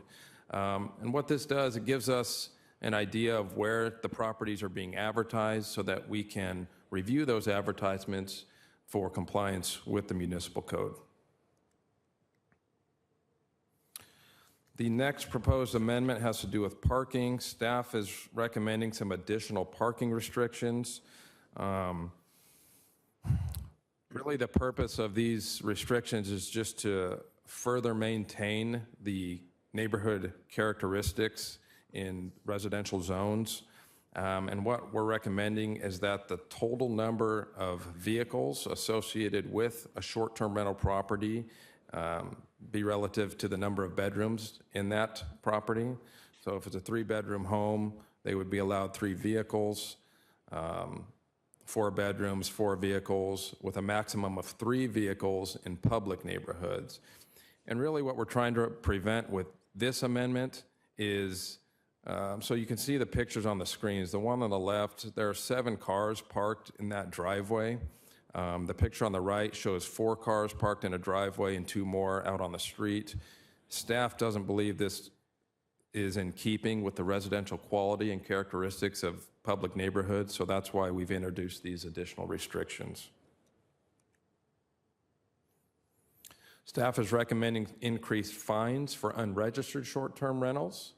The purpose of this is to further discourage the operation of illegal short-term rentals within the city. Some additional revisions. The first one here is how we determine the bedroom counts. So currently we don't have a mechanism or a standard policy or way to determine bedroom counts. So what we're proposing is to simply refer to the the Riverside County Assessor's public data information for each property. They have bedroom counts, so we would just use that as a reference. Staff also proposed the introduction of a provision that would prohibit self-check-in, and it was determined later that it would be very difficult to enforce such a provision. So that's why staff is now recommending that it be stricken from the ordinance. For check-ins, for this to be enforceable, a code compliance officer would have to be at the property at the time that the responsible party was there to check in. And again, it would just be very difficult to enforce that type of provision. And Jeremy, they're already required to have 24/7 contact if there are issues. Yeah, we have to have phone numbers on hand, mobile phone numbers for the responsible party. So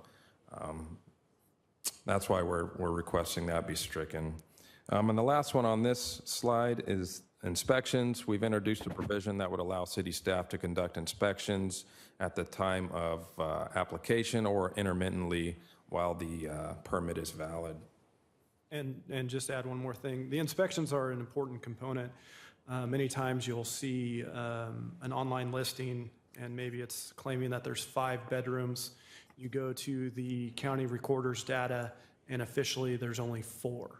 That gives us an idea that there has been an illegal conversion of a space in the house to a bedroom. So allowing our inspectors access to that property allows us to verify information like that. So we also wanted to mention that all current short-term rental certificate holders would be eligible to renew those certificates, even despite the density and cluster provisions that are being recommended. And this is just a way of basically allowing existing users to continue the use of their property, provided that their property and permit are in good standing with the city.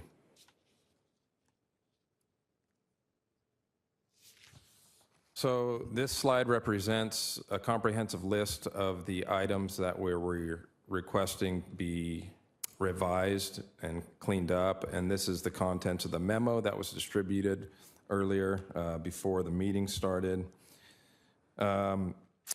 Prior to making a recommendation, it should be noted that multiple letters were received regarding this item, all of which were opposed to these revisions.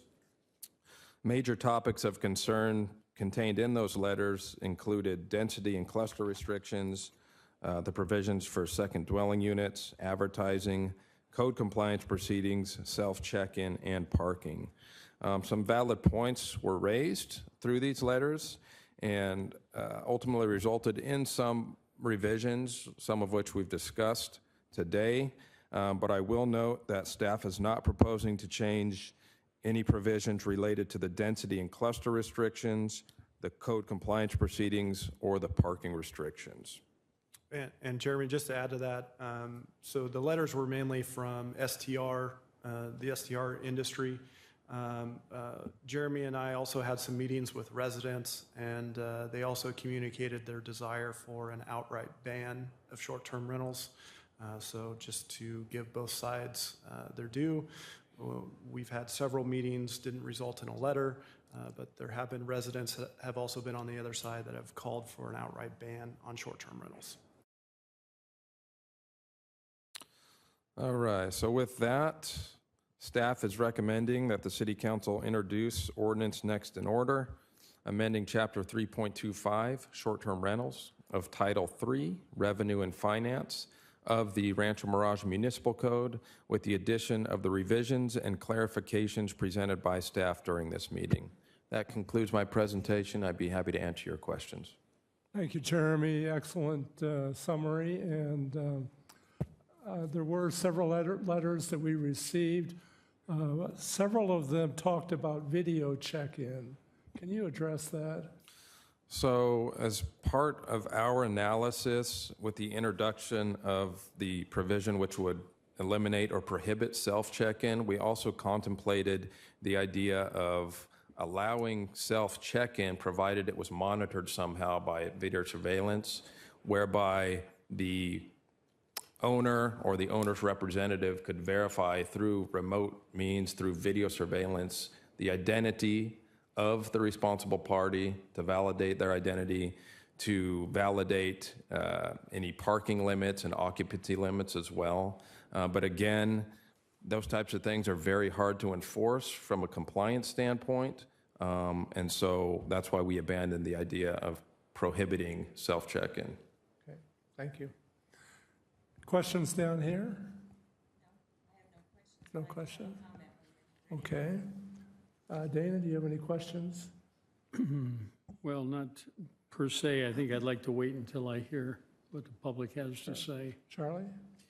You know, I just, this is such a divided issue among those people who have bought their homes with the right they feel that to pay them off and to have them is to turn it into a hotel.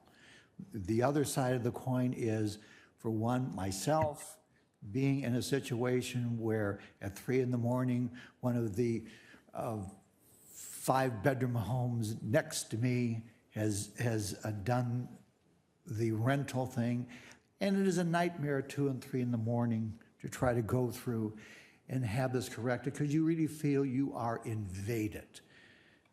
This is, and I've heard horror stories in Palm Springs with some of these very massive mansions, $3 and $4 million that people have invested in and are literally destroyed because they can't enjoy the comfort of their lifetime when they are down in their homes. So there are other cities who just flat out do not do this. I think that Rancho Mirage has been very, very sensitive to both sides of this issue. And I think that what we are putting forth here is that the quality and the history of Rancho Mirage is very, very important to us and our residents who are here to retire or live in a peaceful environment in the homes that they've purchased for that point. Thank you. Thank you, Charlie. Jeremy, would you like to address the issue of the larger homes for more parking and the issue it brings out? Yeah, so, well, there's a couple different things here. So we're not really proposing, well, there's kind of two segments. You have the gated communities who essentially self-regulate, and they've done a great job of that. We tend not to have too many problems there. But in the public neighborhoods, for the larger homes, well, in the public neighborhoods, they're mostly smaller lots. It's most of those public neighborhoods are in the RM zone, which is the medium density zone. So they tend to have smaller lots, smaller properties. And so that's why we felt that putting a cap of 3 vehicles per property was appropriate, just because of the typical size of a property in those zones. Any other questions or comments from council? Mr. Mayor. Yes, Steve. I just wanted to respond to Mayor Townsend's comment about his community. Now, we have a provision in the ordinance you guys adopted this last year, that requires that the applicant who wants the owner or their representative submit a statement affirming that their CCNRs permit them or don't prohibit them. But if someone comes forward and shows us some credible evidence that that person didn't really tell us the truth, then we can deny it. And Steve, that's exactly what happened living in the HOA and me being on that board. Thank God for the CCNRs. But there were people that were trying to turn these homes in my community, because they're big homes, into a free-for-all. Literally, where we couldn't even get through the gate at one time. Had to call the police, had to come there, and it was a chaotic event. So from that point, we have regulated that in our HOA and in our community. However, my point is, once you feel that and see that intrusion, and I'm sure there's a few of us here on this council who have had the same thing in homes, and especially when some people are paying, like I said, a hefty amount of money to come down and work all their lives to come into this community in Rancho Mirage, and they want that peace and quiet and that tranquility, be it selfish or whatever. We deserve it. We worked for it. And I think we as a community are very special in thinking of that side of the coin, not in other people making a living or turning their homes or our streets out on the streets, like you're saying, into a motel or a hotel. Thank you. And then, Mayor, just to clarify on your last question, in a gated community, if there was a 6 or 7 bedroom home, they'd be allowed to have those 6 or 7 vehicles on their property. It's really just in the public neighborhoods that we're trying to limit the amount of parking. One of the areas that you didn't bring up today that I get questions about all the time is code enforcement. And everybody says it's great to put these guidelines in place, but if you don't enforce them, they still get the negative aspects of them. Could you talk about any changes we're doing as far as enforcement and maybe the fines associated? Sure. So the biggest revision that we're proposing regarding fines is that unregistered short-term rental properties would be assessed a fine of $5,000 for the initial violation, and then any subsequent violation will result in a $10,000 fine. So from an enforcement standpoint, the fines for unregistered properties has gone up quite a bit. On the compliance and enforcement side, we launched a new hotline earlier this year, which has proven to be pretty successful, and as those calls come in, our compliance officers respond to those properties. Thank you. If there are no more questions from Let Council, me just, Dana, yes. if I can make a comment Sure. as we move into public comments. A long time ago, and I would say 10 years or so ago, we first began being affected by the short-term rentals. There wasn't at that time anybody on the council that supported these outside people coming in, buying homes, and then renting them out short-term, largely for the reasons that you suggested, Charlie. The bottom line was, you can't stop them. That's what it amounted to. The communities all over the state, you would see communities starting off in our position and running into situations where people were renting out their homes. They were advertising themselves. In those days, they didn't have, or at least not that I was aware of, they didn't have these major companies that are handling home rentals on a short-term basis. People were doing it on their own. Then those companies started to develop, and there was nothing you could do. They were being rented out. People next to you were there for a weekend, and it was disturbing. I personally still think that it would be best if we didn't have that situation, but that situation is history. We now, in my view, have to deal with the fact that short-term rentals are here to stay. The idea that I think our city has been trying to put together is the idea of limiting it to the most minimalist invasion into our general lifestyles and the comfort of our homes, security in our homes, noise in our neighborhood, that sort of thing. And that's what staff is attempting to do here is this is essentially what our ordinance has been, but with tweaks. We're making tweaks now to try to improve it, but from the perspective that I've just said, nobody wants these rentals there, but they are coming, and you could ban them, and they would still be there. I don't know that there's been any legal determination in the state, Steve, as to whether a complete ban is enforceable. But even if it were legally enforceable, physically, it's not enforceable. So what we're trying to do is to introduce regulations that make some sense, make sure that our code enforcement, which will never be totally satisfactory, it's just the nature of life, but make it as strong as we can. And I think that that's the most that we can hope for. So I just wanted to make that comment to let the public know that just because staff has come up with an amendment to regulate short-term rentals, which amends the existing one, that it's not like we're introducing this because we're in love with short-term rentals. It's not the case. Since they are there, we do want to obtain from them financial not remuneration, but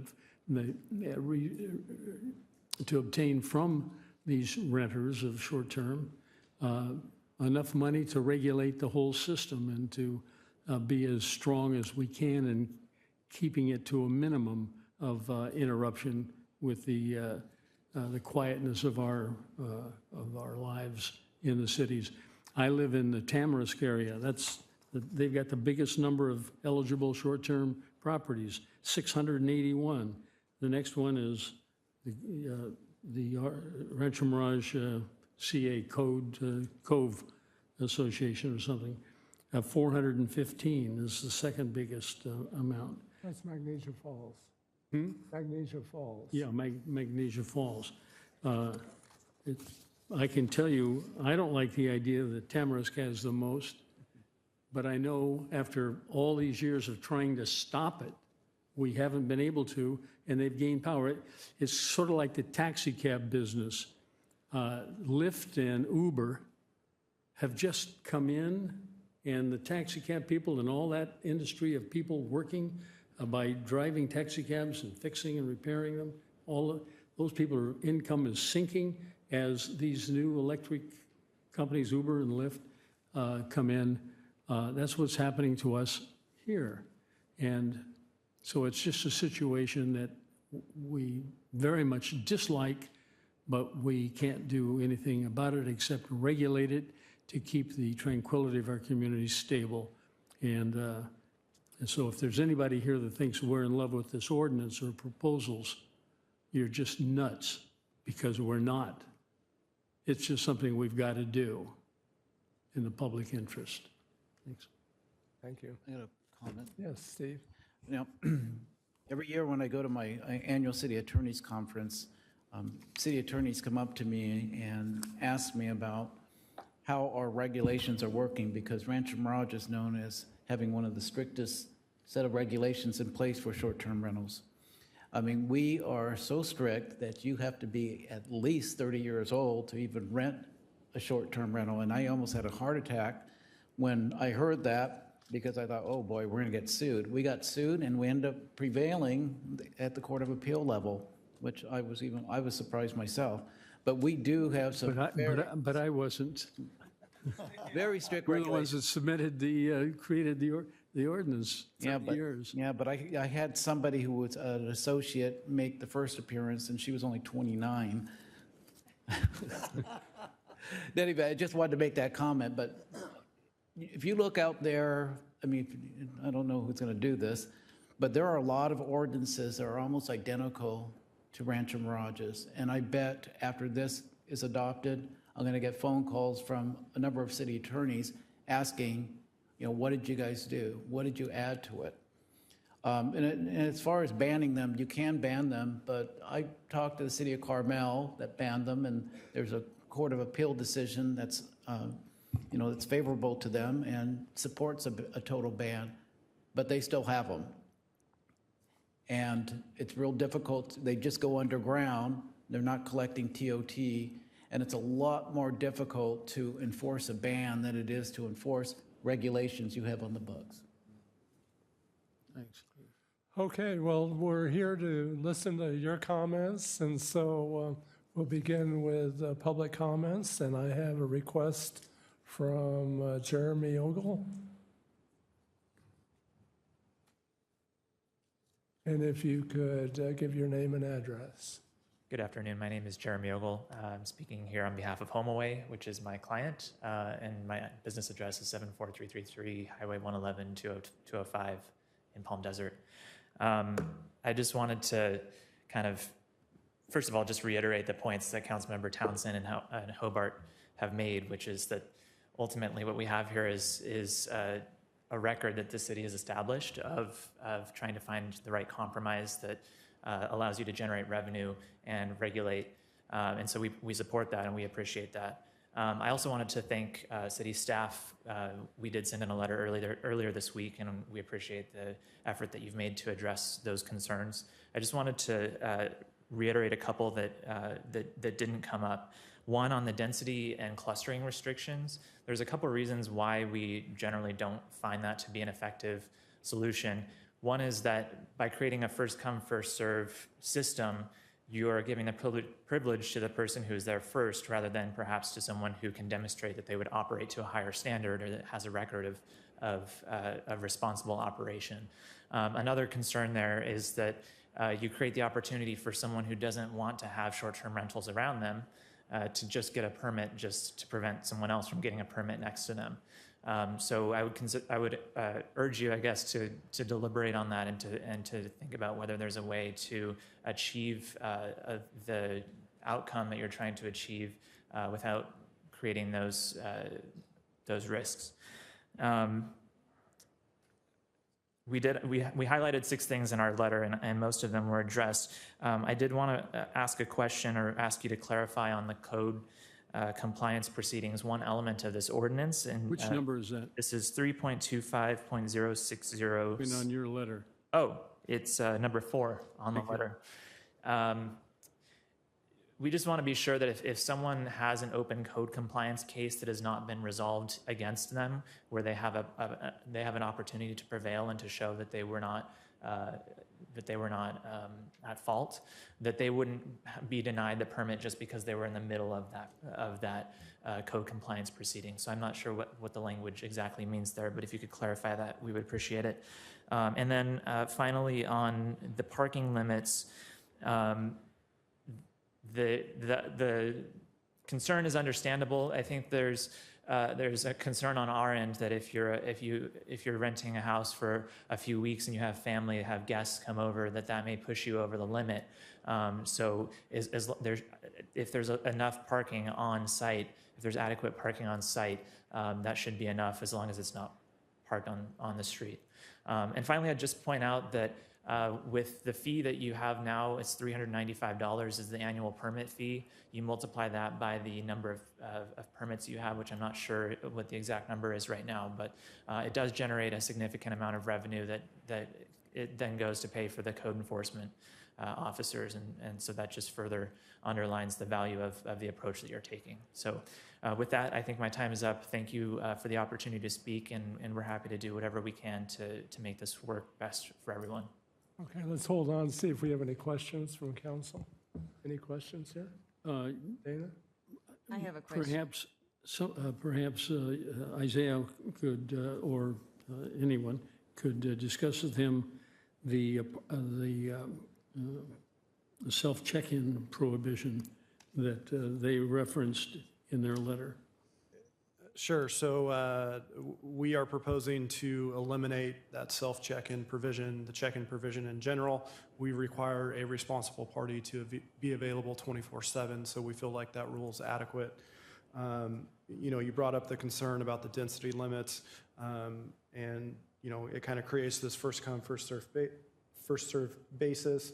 Also, a neighbor could pay for a neighbor's permit so that they could block short-term rentals. That's a creative approach. Yeah, I probably shouldn't have said that in public. The point of the density caps is, again, the point of our rules are to protect our residential neighborhoods. And we don't want one neighborhood getting inundated with short-term rentals. The other component that cap does is it adds value to the current permit holders. So if we have a current permit holder that is violating our rules and they get their permit revoked, it may create a situation where they can't get another one. So it also does things on the opposite end of protecting our neighborhood. So one, they don't get inundated. And then two, it adds value to having a permit and complying with our rules. And repeat offenders will lose their permit and it will likely result in them not getting another one. So it puts the onus back onto the property owner here to be responsible and respect their neighbors. That's what this is all about. You mentioned the code compliance cases. And it is written in a format that we will consider an open case, we will consider a closed case when we're renewing permits. If you've been a problem property, we have the authority to revoke your permit and you might not get another one. So we didn't propose any changes in that section based off your letter, simply because we're going to consider all the data that we have available when we're renewing short-term rental permits. Was there anything else that I missed? I don't think so. Mr. Mayor, I can comment. Just want to comment about the revenue issue, because I don't want the public to think that we actually make money off of the fees. The regulatory or the permit fees that we charge, that whole program is a zero-sum revenue program, meaning that we can only recover the amount that is roughly equivalent to the cost incurred by the city with respect to regulating and processing the permits. So we don't make any money off of that, because if we had a total ban, then we wouldn't incur that cost. The source of revenue is basically just the transient occupancy tax. Okay. Any other comments, questions? I have a question. Yes, Iris. Jeremy, can you tell us approximately how many either members or clients you have? I don't know off the top of my head. I'm not sure. I'm happy to go find that answer for you and actually work with you, because obviously it's a valuable information. Well, on your website, it quotes something like a couple 100,000. Does that sound familiar? Oh, are you talking about worldwide or in the city of Rancho Mirage? Worldwide. Yeah, worldwide there's a large number. I'm not sure the exact number, but 300,000 or 400,000. that may be correct. Okay. I would believe you. Okay. Thank you. Any other questions, comments?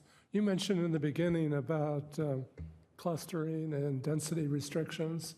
What do you think would be a good way to change what we're proposing? I'm not sure I have a clear answer for you right now. I do think it's something that merits further discussion. And I think there's, I'm not sure. I can't give you a good answer. We kind of came to the same conclusion. It's really tough to find something that's meaningful, and looking at the variation through our various residential areas, each one's a little different. Mm-hmm. And we felt this was probably the best overall way to handle that indexing and cluster. And it may not, but I haven't found a city that really said, hey, this is working great. Mm-hmm. So I appreciate you being here today. Thank you. Okay. And thank you for having a moderate, well-stated letter to us as compared to some of the four-letter varieties that we get. Okay, we only had one request to speak, so if you'd like to speak, if you'd come forward. And would you give your name and address? Hi, folks. I am Robert Zaffron. You know our complaints about short-term rental properties and their renters. You've heard them many times before from many people. So I won't bother by citing you the litany of specific infraction by renters again.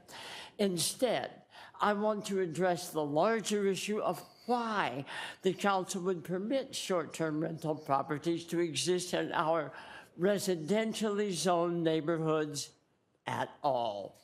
Short-term rentals are profit-making business enterprises operating inappropriately within residentially zoned neighborhoods and must be expelled from them. These short-term rental properties are de facto hotels, owned and operated by carpetbaggers, often absentee owners or corporations, many of whom are not residents of our city and who contribute little to it, while profiting from all we permanent residents and owners have done and contributed to make our neighborhoods attractive, safe, quiet, and our home. We call for a complete ban on all short-term rentals within Rancho Mirage Community Association's purview, if not the city at large. Currently licensed short-term rentals should be permitted 18 months within which to be occupied solely by their owners, sold, or converted to long-term rentals. Short-term rental owners and operators attest that they contribute to our community by paying TOT, and their renters shopping at our stores and gasoline stations. They do. But where is their primary physician? Where is their regular automobile mechanic, their dentist, optometrist, insurance agent, children's school, CPA, attorney? Back home, that's where. Permanent residents and long-term renters do business where they live and support their community by doing business in it. Where do short-term renters vote? It makes economic sense for the city not to permit short-term rental businesses that harm our neighborhoods, and then to incur costs to regulate and enforce the rules that permit them. Those costs would be greater than any TOT revenue the city might reap from short-term renters, corporations. We want to thank you, council members, and credit your decision and actions for restoring peace and integrity to our residential neighborhoods by banning short-term rentals, rather than blame you for putting financial profiteers' interests above those of your constituents and hold you accountable for doing so. I have a longer version of my comments that I would like to distribute to you. Thank you, Robert. You're welcome, Richard.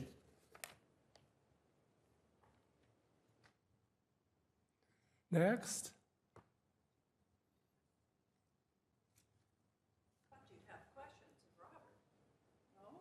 Pardon me? I thought you'd have questions of Robert.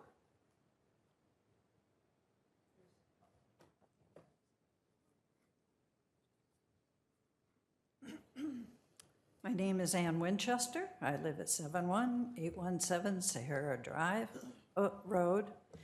And I live, Dana, in the Rancho Mirage Community Association, Magnesia Falls Cove, just so you know where we are. Well, you know I know where you are. I was afraid of that.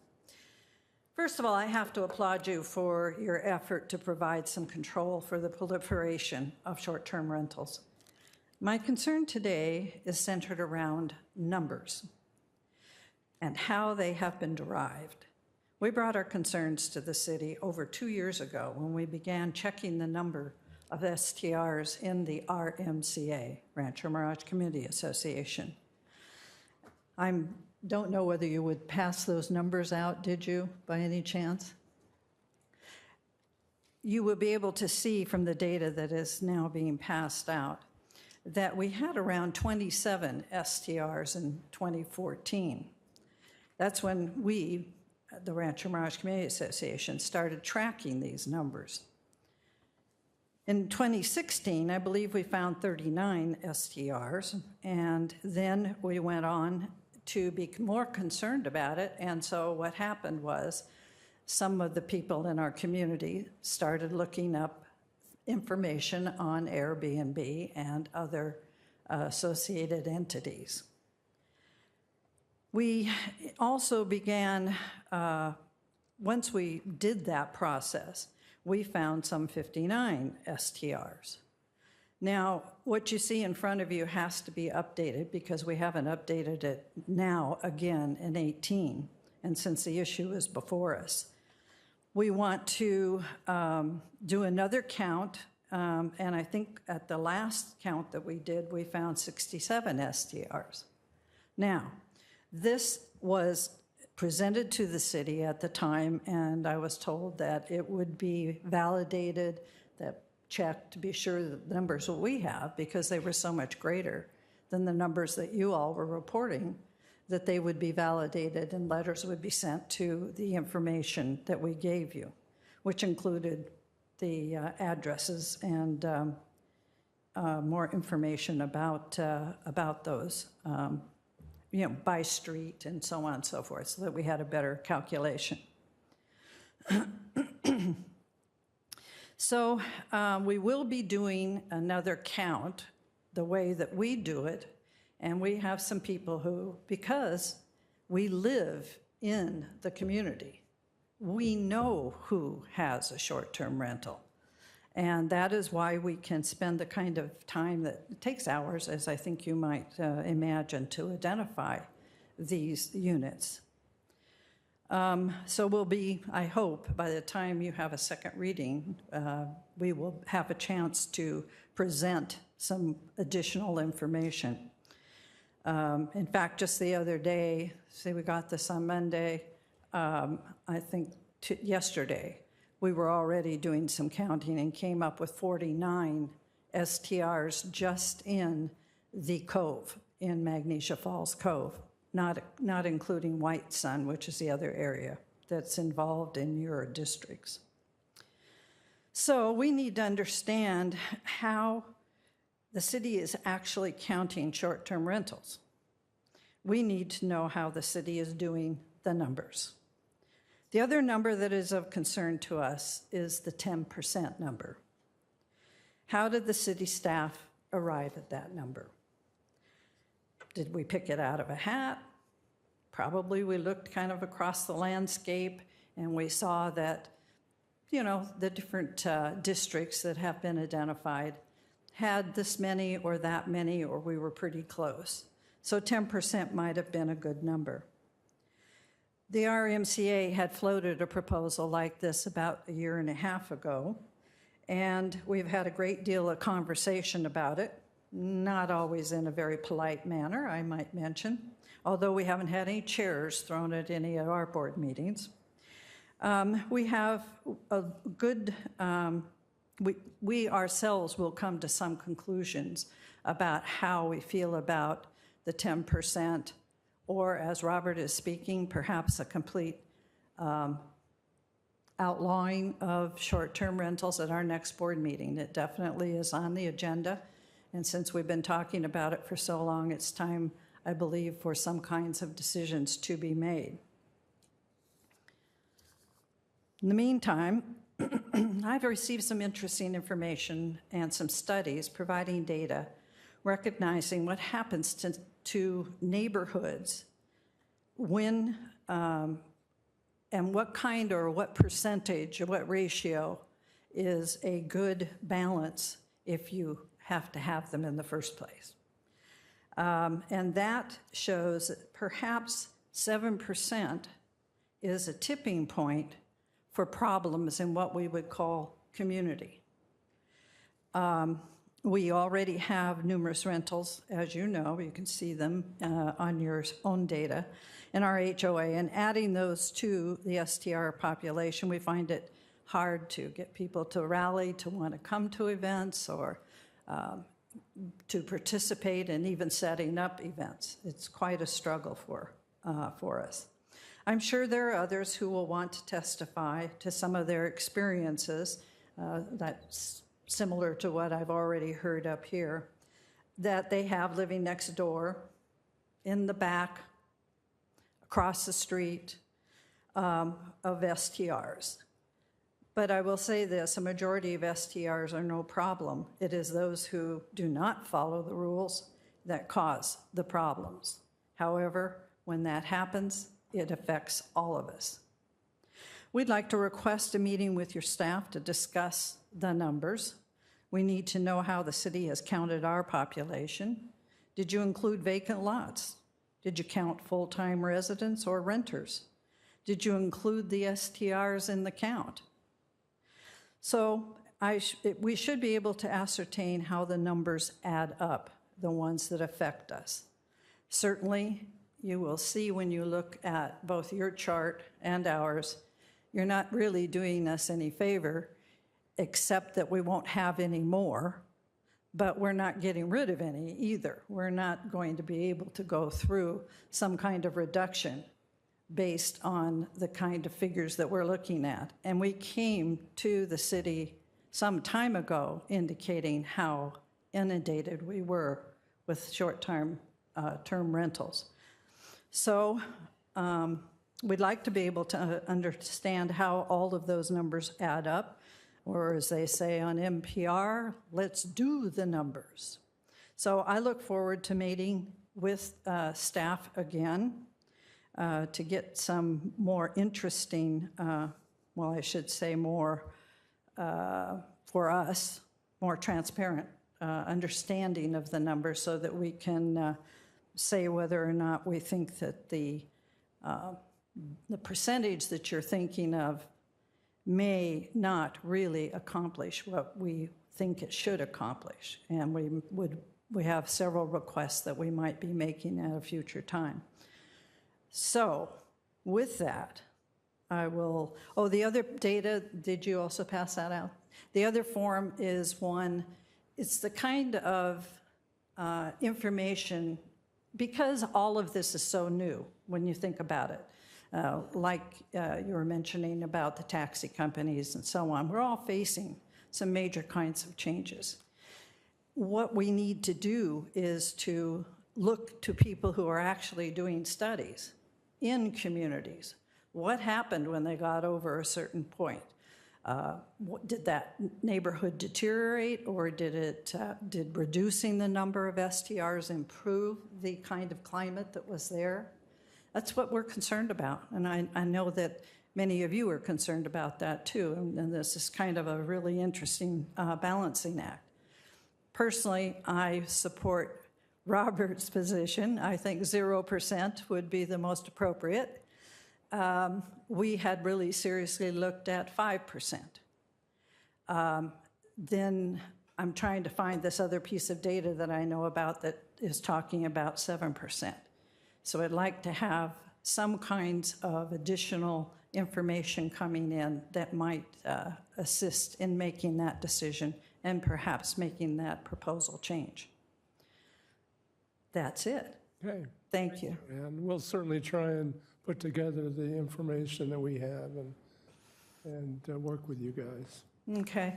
The other piece of data that you have was a study, and you can see how old it is, and that's why I'm not really referring to it, but you can see what kind of data was collected there, and in that instance, you found out that if you rented your place for 60 days or 80 days, like a regular renter, you were making as much money as if you were doing a short-term rental. Now, I've looked all over for an updated study that has followed that kind of information on. But I think that's the kind of depth that has to go into this kind of decision-making. So I thank you. Thank you. Is there anybody else who would like to speak on this item? Yes, ma'am.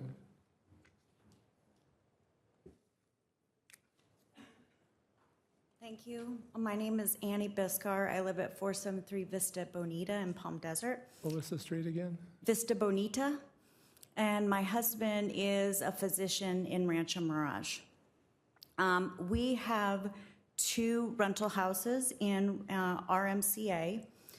And I appreciate a lot of the new regulations that you've put forth.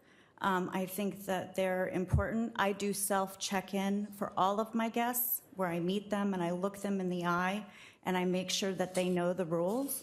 And I want to be a responsible participant. My question is, in Rancho Mirage Community Association, are they a public neighborhood with also paying an HOA? Because we pay an HOA, and I was under the understanding that it was a private neighborhood. It's both. It's okay. We are an HOA, as you know. Ma'am, I'm sorry, excuse me, but I need you to come up to the microphone so you're on record.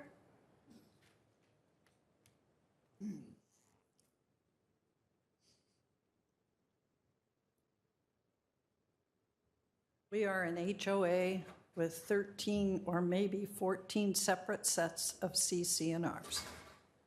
They were all developed and added on to the area as a developer came in. And then those HOA CC&Rs were then written over as a responsibility of the Rancho Mirage Community Association.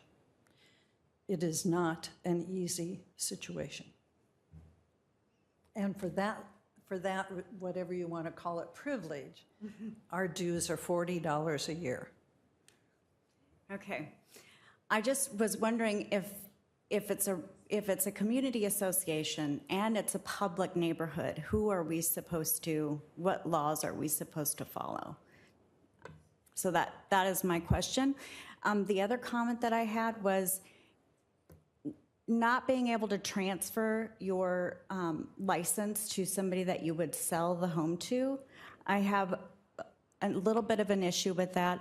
My husband and I have put almost $500,000 in upgrades to the home two homes that we purchased in the neighborhood.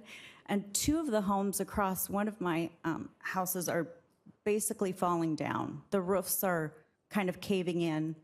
They've been vacant for many, many years.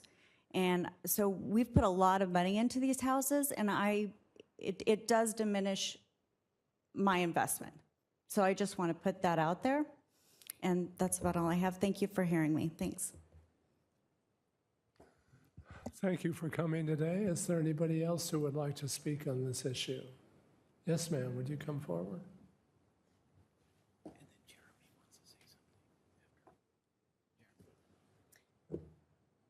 Thank you for letting me speak. My name is Louisa Davis, and we own 3 homes in the Rancho Mirage area, all of which are vacation rental homes. And like the previous speaker, we bought one home to live in eventually when we retire, which will be in a couple of years, and we started renting. And we purchased 2 others and put over $2 million in these homes. 2 of them were drug houses. And so, like the previous speaker, to limit, I don't think we will ever sell our houses, but maybe I will have to someday. And I'm hoping that you will reconsider and allow future people that buy our homes to potentially use them as a vacation rental. That expands the potential buyer for everyone. Our houses are rented 300 days a year. In fact, the city called me in this summer, actually it was last summer, and said, we think you made a mistake on your taxes because our houses are rented every single day in the summer and we paid them so much taxes they thought I made a mistake, but I didn't. And we've never had a complaint. But the reason, what I would recommend, and I have given our contract, the contract I use, to the city, if you have a really strict contract and the city is following and enforcing the ordinances, and the guests know that there is a consequence to their behavior, you don't have problems. And my contract, I would love for you to read it because it weeds out a lot of people. And I get their credit card and their security code for their credit card, and they initial that there's a fine for all the ordinances are in it, and they know.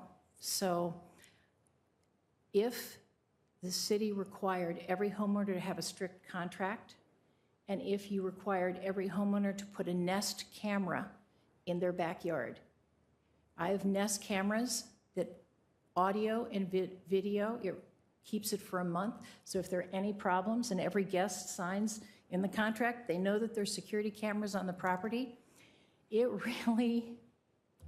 really helps. So I think there is a balance where, homeowners have every right, to live a peaceful existence, and now they have a vacation rental next door.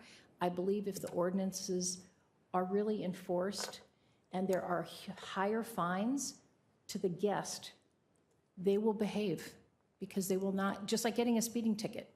If the police come to or the code enforcement comes to your house and they are making noise above what is at normal level and they get a $1,500 fine, believe me, they will think twice about what they're doing. But right now, there's really no consequence to the guests. So why should they behave? And I believe until there is a very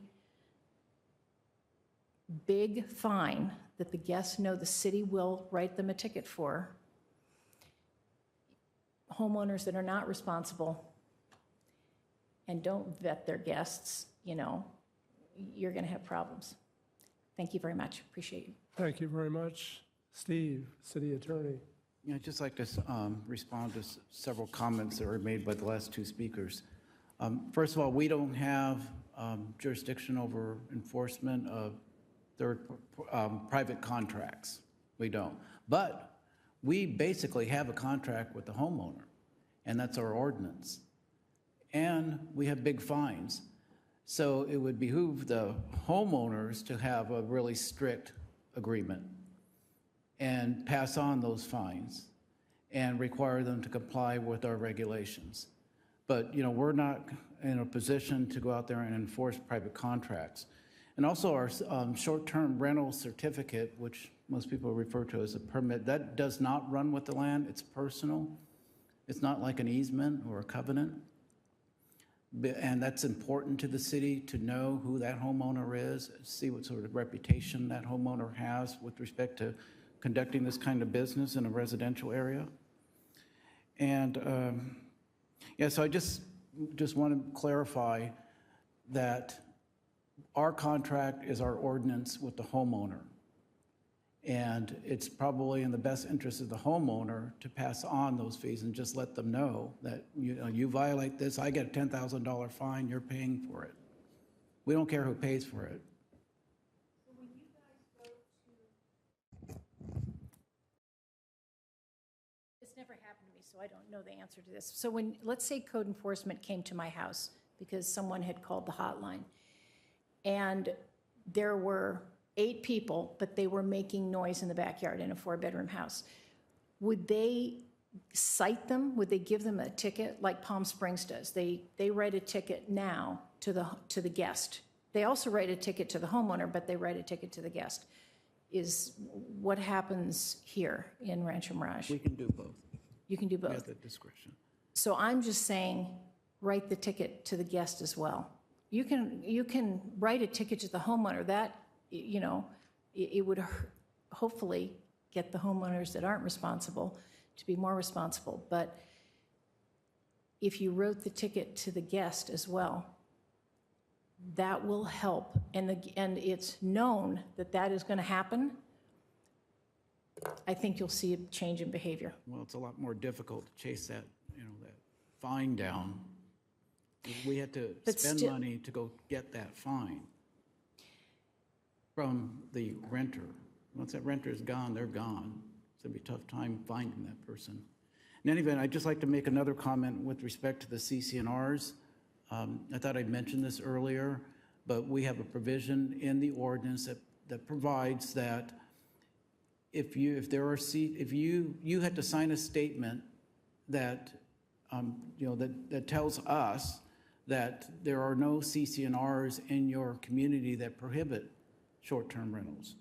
But if we find out that there are in fact CCNRs or something else that restricts your property and prohibits short-term rentals, then we deny the permit or we revoke it.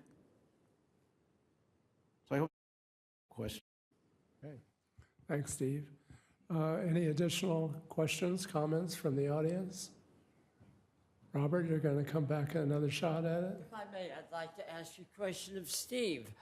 As Ann stated, the RMCA has 13 or 14 different sets of CCNRs, which are similar but not identical, dating from 1937. We have tried to revise them and unify them. It's very difficult, in addition to which we must get a quorum of members to agree upon by vote on any changes to the CCNRs.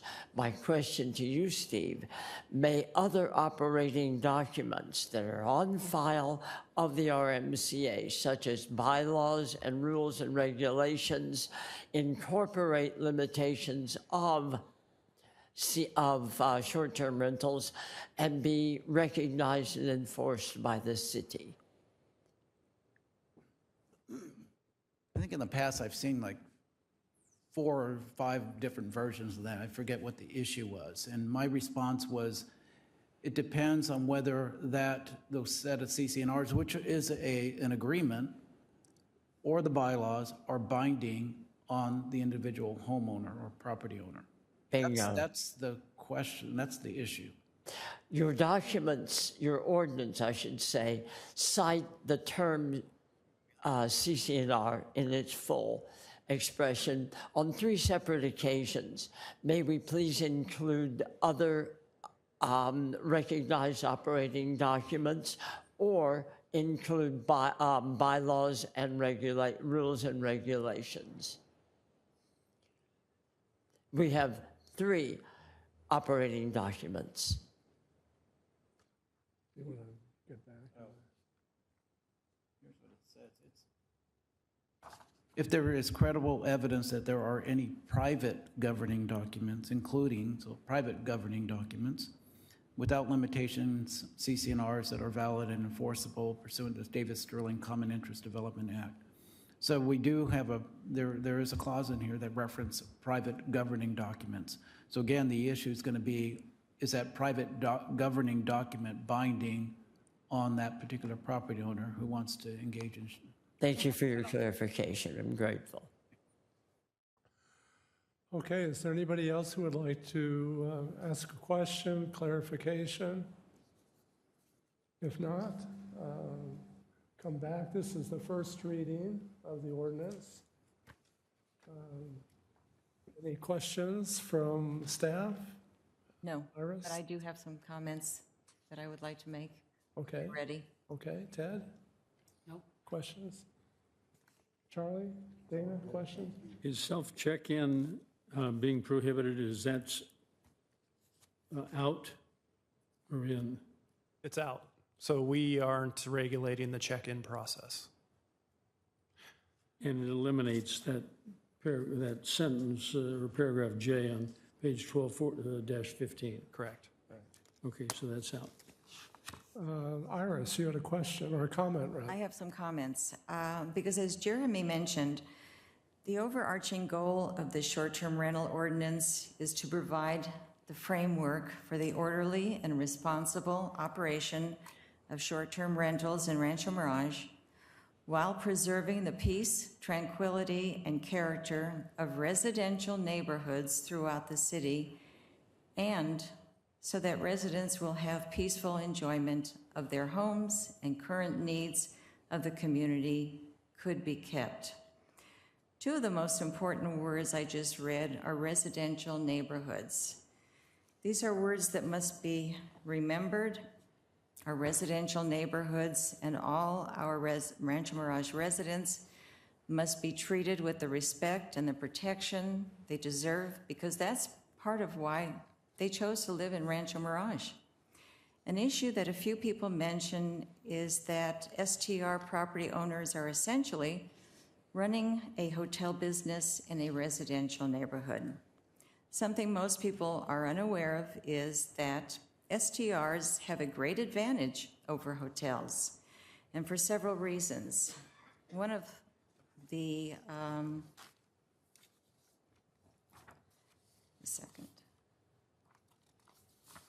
most glaring reason is that they do not need to abide by ADA requirements. There are no special handicap ramps needed, which can be extremely expensive and often require extra land use and detailed engineering. They are not required to have a special hoist to help people that are disabled get in and out of pools. And there are no handicap parking spaces required. I received a letter stating that, quote, I purchased my home in 2015 and quite simply could not afford to buy, renovate, or operate it had I not been able to supplement these large costs with STR income. He also states that renting for 5 weekends per year, offsets more than half of the yearly cost of his home. He also states that the STR ordinance already has robust procedures in place to make sure that everyone follows the rules. What this letter writer does not share is that while his neighbors and maybe neighborhood may have lost their peaceful way of life and privacy, he has been able to rent his property for very large sums of money, enabling him to reap great financial benefit to himself and his home. He also does not share the fact that if and when he decides to sell his home, his profits will probably also not be shared with his neighbors, even though they may have experienced great discomfort while he was making money. Another point this letter addresses is regarding rules and regulations. Needless to say, unfortunately, not everyone chooses to follow very simple and effective rules. Because if everyone followed the rules, more stringent rules would not be needed just to protect neighbors' privacy and quality of life. One more point I would like to address is self-check-ins. As one very popular STR company states, some guests arrive well after midnight. Those checking in at late hours may be the most burdensome to their neighbors and neighborhood by creating both noise, by slamming doors, unloading luggage, talking loudly, and checking out their rental unit. This is when the most amount of oversight may be essential. This is when the property owner or the representative needs to be on site, welcoming the new renter, acquainting them with the property, answering their questions, monitoring their conduct, and making sure they are given and are familiar with the brochure regarding rules and regulations, and they are aware of appropriate behavior during their stay. Another letter talks about if we research past sales in one neighborhood, which is about 5 sales recently, they all seem to fit the same profile as the letter writer. They buy, they renovate, and then they rent. They say it increases neighborhood income, home values, but some would argue that turning these residents into STRs only turns them into motels. In fact, the letter writer states that turning his home into an STR was the basis for purchasing and investment.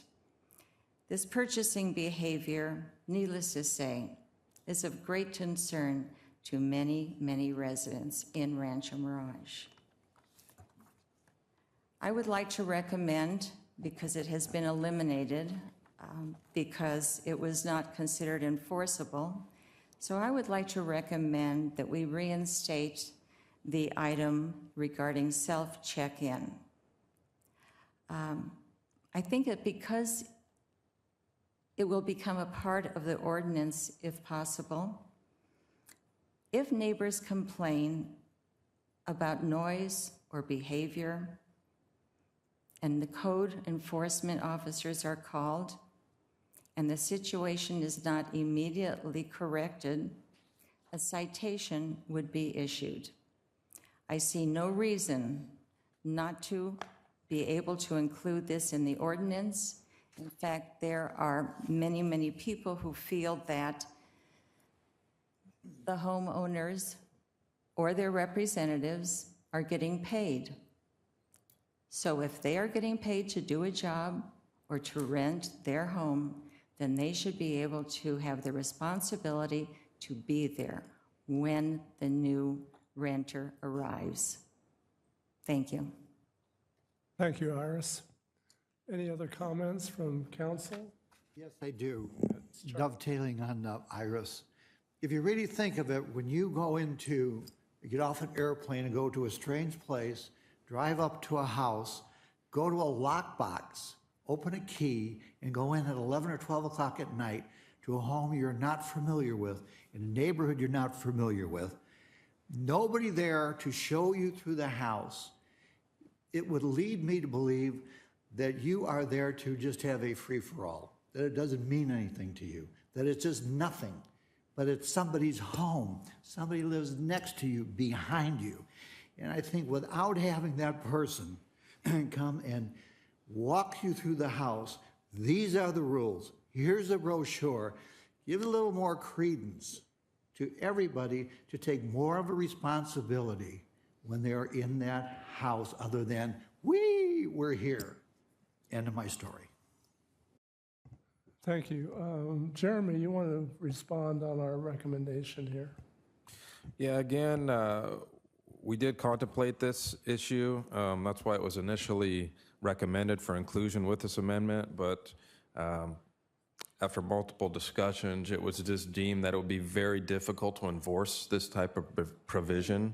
Ultimately, a code compliance officer to enforce this provision would have to be at the property when that guest arrived on site to witness the self-check-in or the check-in procedures. So again, we were just recommending that it be removed because it would be very difficult as an enforcement mechanism. However, if someone was called from code enforcement because it was disturbing the neighborhood, then that person would be able to, as a code enforcement officer, be able to issue a citation. It doesn't prevent, of course, any noise violations or any other violations. If there's a noise issue, then the code compliance officer would respond But if it was part of our ordinance, they would be able to be cited. Well, the difficulty for staff is we wouldn't know whether they had just checked in. So we can't cite them on something that we have no evidence on. Within our ordinance, we require that a responsible party be available 24/7 to respond. So if somebody calls the hotline for a noise disturbance, that routes our staff, and we also contact that responsible party. So we can't cite them if we weren't physically there at the check-in. And we don't know when these homes are renting and when they're not renting.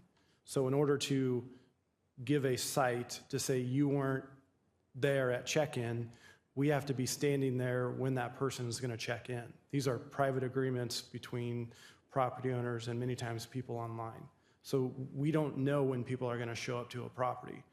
We know when there's a noise disturbance, if somebody notifies us and calls the hotline, then we respond to it. So without us physically being there at check-in, we would never be able to cite on that specific provision. So if an officer from code enforcement is called and a neighbor is saying that there's an abnormal amount at 2 o'clock in the morning of noise taking place, is that person going to be cited or just given a warning, or how do you handle that? So when Because if it's already a violation that they're committing, then they would be automatically able to be cited. Yeah, we have other provisions to cite them for noise violations. So yes, that person would be, the property owner would be cited at that point in time that the noise disturbance is. It would be for noise disturbance, not we're guessing somebody wasn't there when you checked in, whenever that was. Right. So we have rules in place that for noise disturbances, there will be a cite. And our code compliance department, basically, the general rule with code is they're about compliance and not penalties. That doesn't apply to short-term rentals. Our staff has been instructed that there's a zero tolerance policy. So if we're dealing with a property owner on an abatement issue, yes, we're going to work with that property owner to help them with that abatement issue because we want compliance. With the short-term rental industry, the only provision that works is to hit them in the wallet. So our code staff are trained to cite every time. And if somebody wants to appeal that process, there is an appeal process for the sites where if they feel like we were too heavy-handed or unfair, then they have a process that they can go through to appeal the site. But our code officers in the field have said if there's a noise violation and it's an STR, you will cite immediately. Okay. All right, let me ask this then. If within the permit structure and the rules and regulations that I would get if I had one of these, why can't we put in there that you must have someone there to hand over the key, walk through the property, and explain the rules and regulations of not only that house, but of that city and the house that you are renting? Yeah. Now, I know I have friends who do this, and they are responsible. They have 3 homes here in Cathedral City, and it doesn't matter if it's 2 in the morning or whatever it is. The people that he represents, he is paid to go there and open that house, hand them the key, walk through the house, and say, here's the rules, and here's other regulations. Why can't those regulations be in that permit package or the licensing or whatever you want to call it? Yeah, and there's nothing that prevents the council from reinserting this provision. So if that's the desire of the council, you have the ability to reinsert this provision. From a staff perspective, we don't know how we would enforce that because we don't know when people are going to show up. So the council absolutely has the ability to put this provision into the ordinance if they want.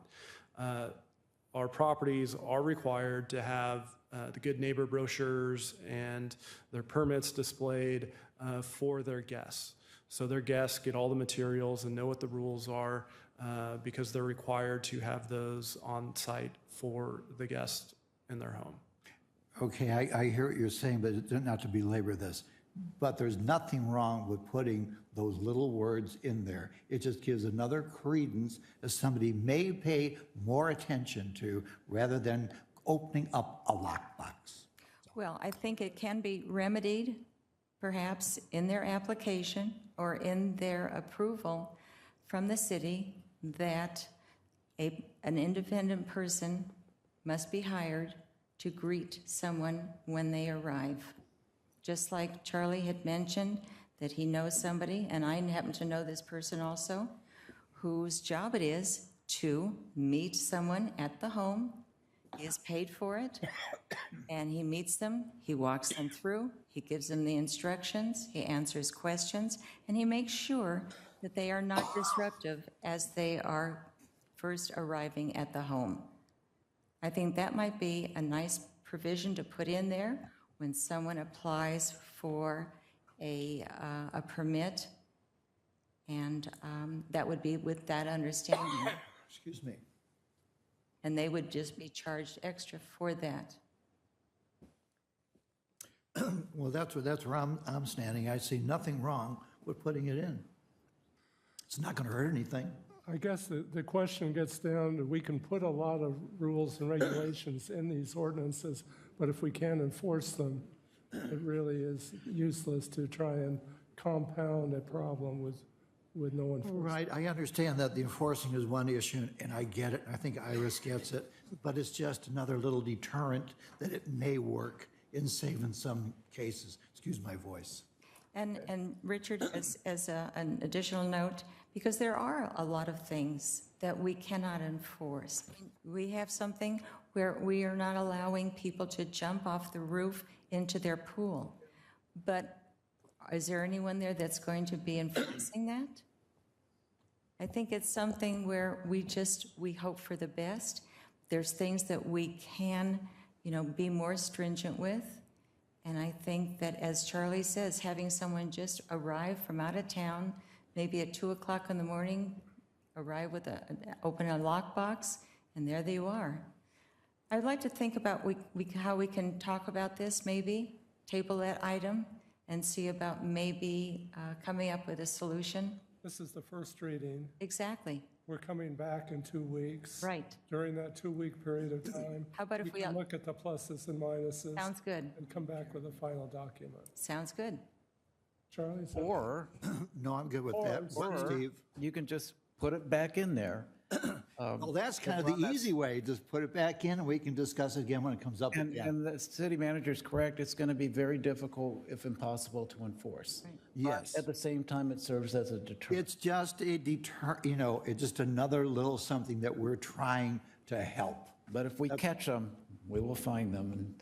But I also like to just point out that, when there's a violation of our regulations, even a violation of our regulations outside of our short-term rentals, like noise, things like that, disturbing the peace, we can issue a notice of violation, we can issue an administrative citation, we can issue an infraction citation, we can declare it to be a public nuisance, we can revoke their permits, we can revoke their business license, and these all come with big fines up to $10,000. And we can issue these citations and these other things I mentioned to any occupant, the responsible party, the owner, the owner's authorized agent or representative. Okay. So we have a number of people we can select from. Okay, you've just added 10 more violations to what's going on there. So let's vote on this issue if everybody would like to. And it is the first reading, so if we pass it, it'll come back. Okay, so why don't I make the motion that as we go through all these revisions and clarifications to the short-term draft rental ordinance, that we reinsert 3.25.070J, which is related to self-check-in, and that will be reinserted into these regulations.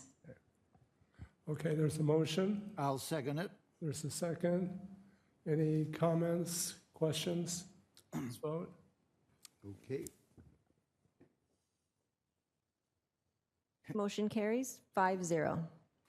Let me just get my one more conscience off of me. If I had $500,000 invested in a house, I certainly would tell you that I wouldn't put a lockbox on the front door and hand it to anybody, regardless of what forms they filled out or whatever they did. End of my subject. You do have $500,000 invested in the house. I have several, but I wouldn't have a lockbox on them. Okay, Thank so you. let's go on to the last item for the evening. Thank you all for discussing this item. Thank you in the audience for coming today and give us your viewpoint, and hopefully by the time we come back with a final agreement, it'll be better and we'll all be happy. Item 13, ordinance number next in order, first reading of the special event permit. And this is Sean Smith, Director of Economic Development and Marketing. Sean? Thank you, Mayor, and good afternoon, Council. This is the next and last item on your agenda. It is a proposed ordinance relative to special event permits. And as with the short-term rental ordinance you just took action on, the intent of this ordinance is to further mitigate the negative impact of activities on a private residential property to the surrounding neighbors. If approved, the proposed ordinance would amend several sections of Rancho Mirage Municipal Code, Chapter 5.12, titled Special Event Permits. If we could please put up the slide showing a summary of those proposed changes. Thank you very much. The first and perhaps most significant change would be the elimination of commercial special events. A commercial special event is defined as any event organized or conducted by any person or entity that does not qualify as a tax-exempt nonprofit organization. The vast majority of complaints that we've received over the years from surrounding residents has to do with properties holding commercial special events. Now, it's important to note that this proposed ordinance would not prohibit nonprofit entities or property owners themselves from holding special events on their properties. The second item is a limitation on the duration, number, and frequency of special events. So we would limit the duration to no longer than 6 hours and no later than 10 p.m. for each event. No more than 5 events per year, and no special events within 14 calendar days of each other. We would also limit the number of attendees based on the size of a property. So up to a half acre in size of a property, we would be determining that on a case-by-case basis, but not to exceed a maximum of 50 attendees. Greater than a half an acre up to 1 acre, the maximum would be 100 attendees, and greater than 1 acre would be determined on a case-by-case basis. The proposed ordinance would also require applicants to provide the name and mobile phone number of the owner, the applicant, and a local contact number, and this is in line with the requirements of the short-term rental ordinance as well. We would also add a requirement that all vehicles associated with a special event be parked on property, or that a plan for off-site transportation and parking be submitted and approved prior to the event. There would be an enhanced fine schedule that mirrors the recently implemented fine schedule for violations associated with a short-term rental. And there would be additional grounds for which to deny applications for special events. For instance, if a property held a special event on a property without a permit within the last 24 months, or if there was failure on the applicant's part or property owner's part to conduct a special event in accordance with the permit. Those would be 2 examples. And then last but not least, there are some non-substantive changes to improve the clarity and internal consistency of the regulations. And with that, I'm happy to answer any questions you may have. Thank you very much. Sean, thank you very much. You really did a good job on presenting this problem that I think we can resolve with this special event ordinance. Any questions, comments? Charlie? No, sir. Well, I'm good on this one. okay. Danny, you've got anything? No? Okay. All right, we'll go to the audience. Is there anybody in the audience who would like to speak on this item? Okay, if there's no one who would like to speak, and everybody is comfortable with the ordinance. I'll make a motion that the City Council introduce ordinance number next in order, amending Chapter 5.12, special events, of Title V, business taxes, licenses, and regulations, of the Rancho Mirage Municipal Code. Okay, there's a motion and a second. Would you please vote? Motion passes 5-0. Okay, good work. And going on to the last item of the day, and that's the closed session. And here's our city attorney. Thank you, Mr. Mayor. The City Council now is going to recess into closed session pursuant to Government Code Section 54956.9 regarding 2 potential initiation of litigation items and the existing case known as Veronica Juarez versus City of Rancho Mirage. The council will also confer with its labor negotiator, the city manager, pursuant to Government Code Section 54957.6 regarding the Rancho Mirage Employees Association. Thank you, Steve. And meeting's adjourned.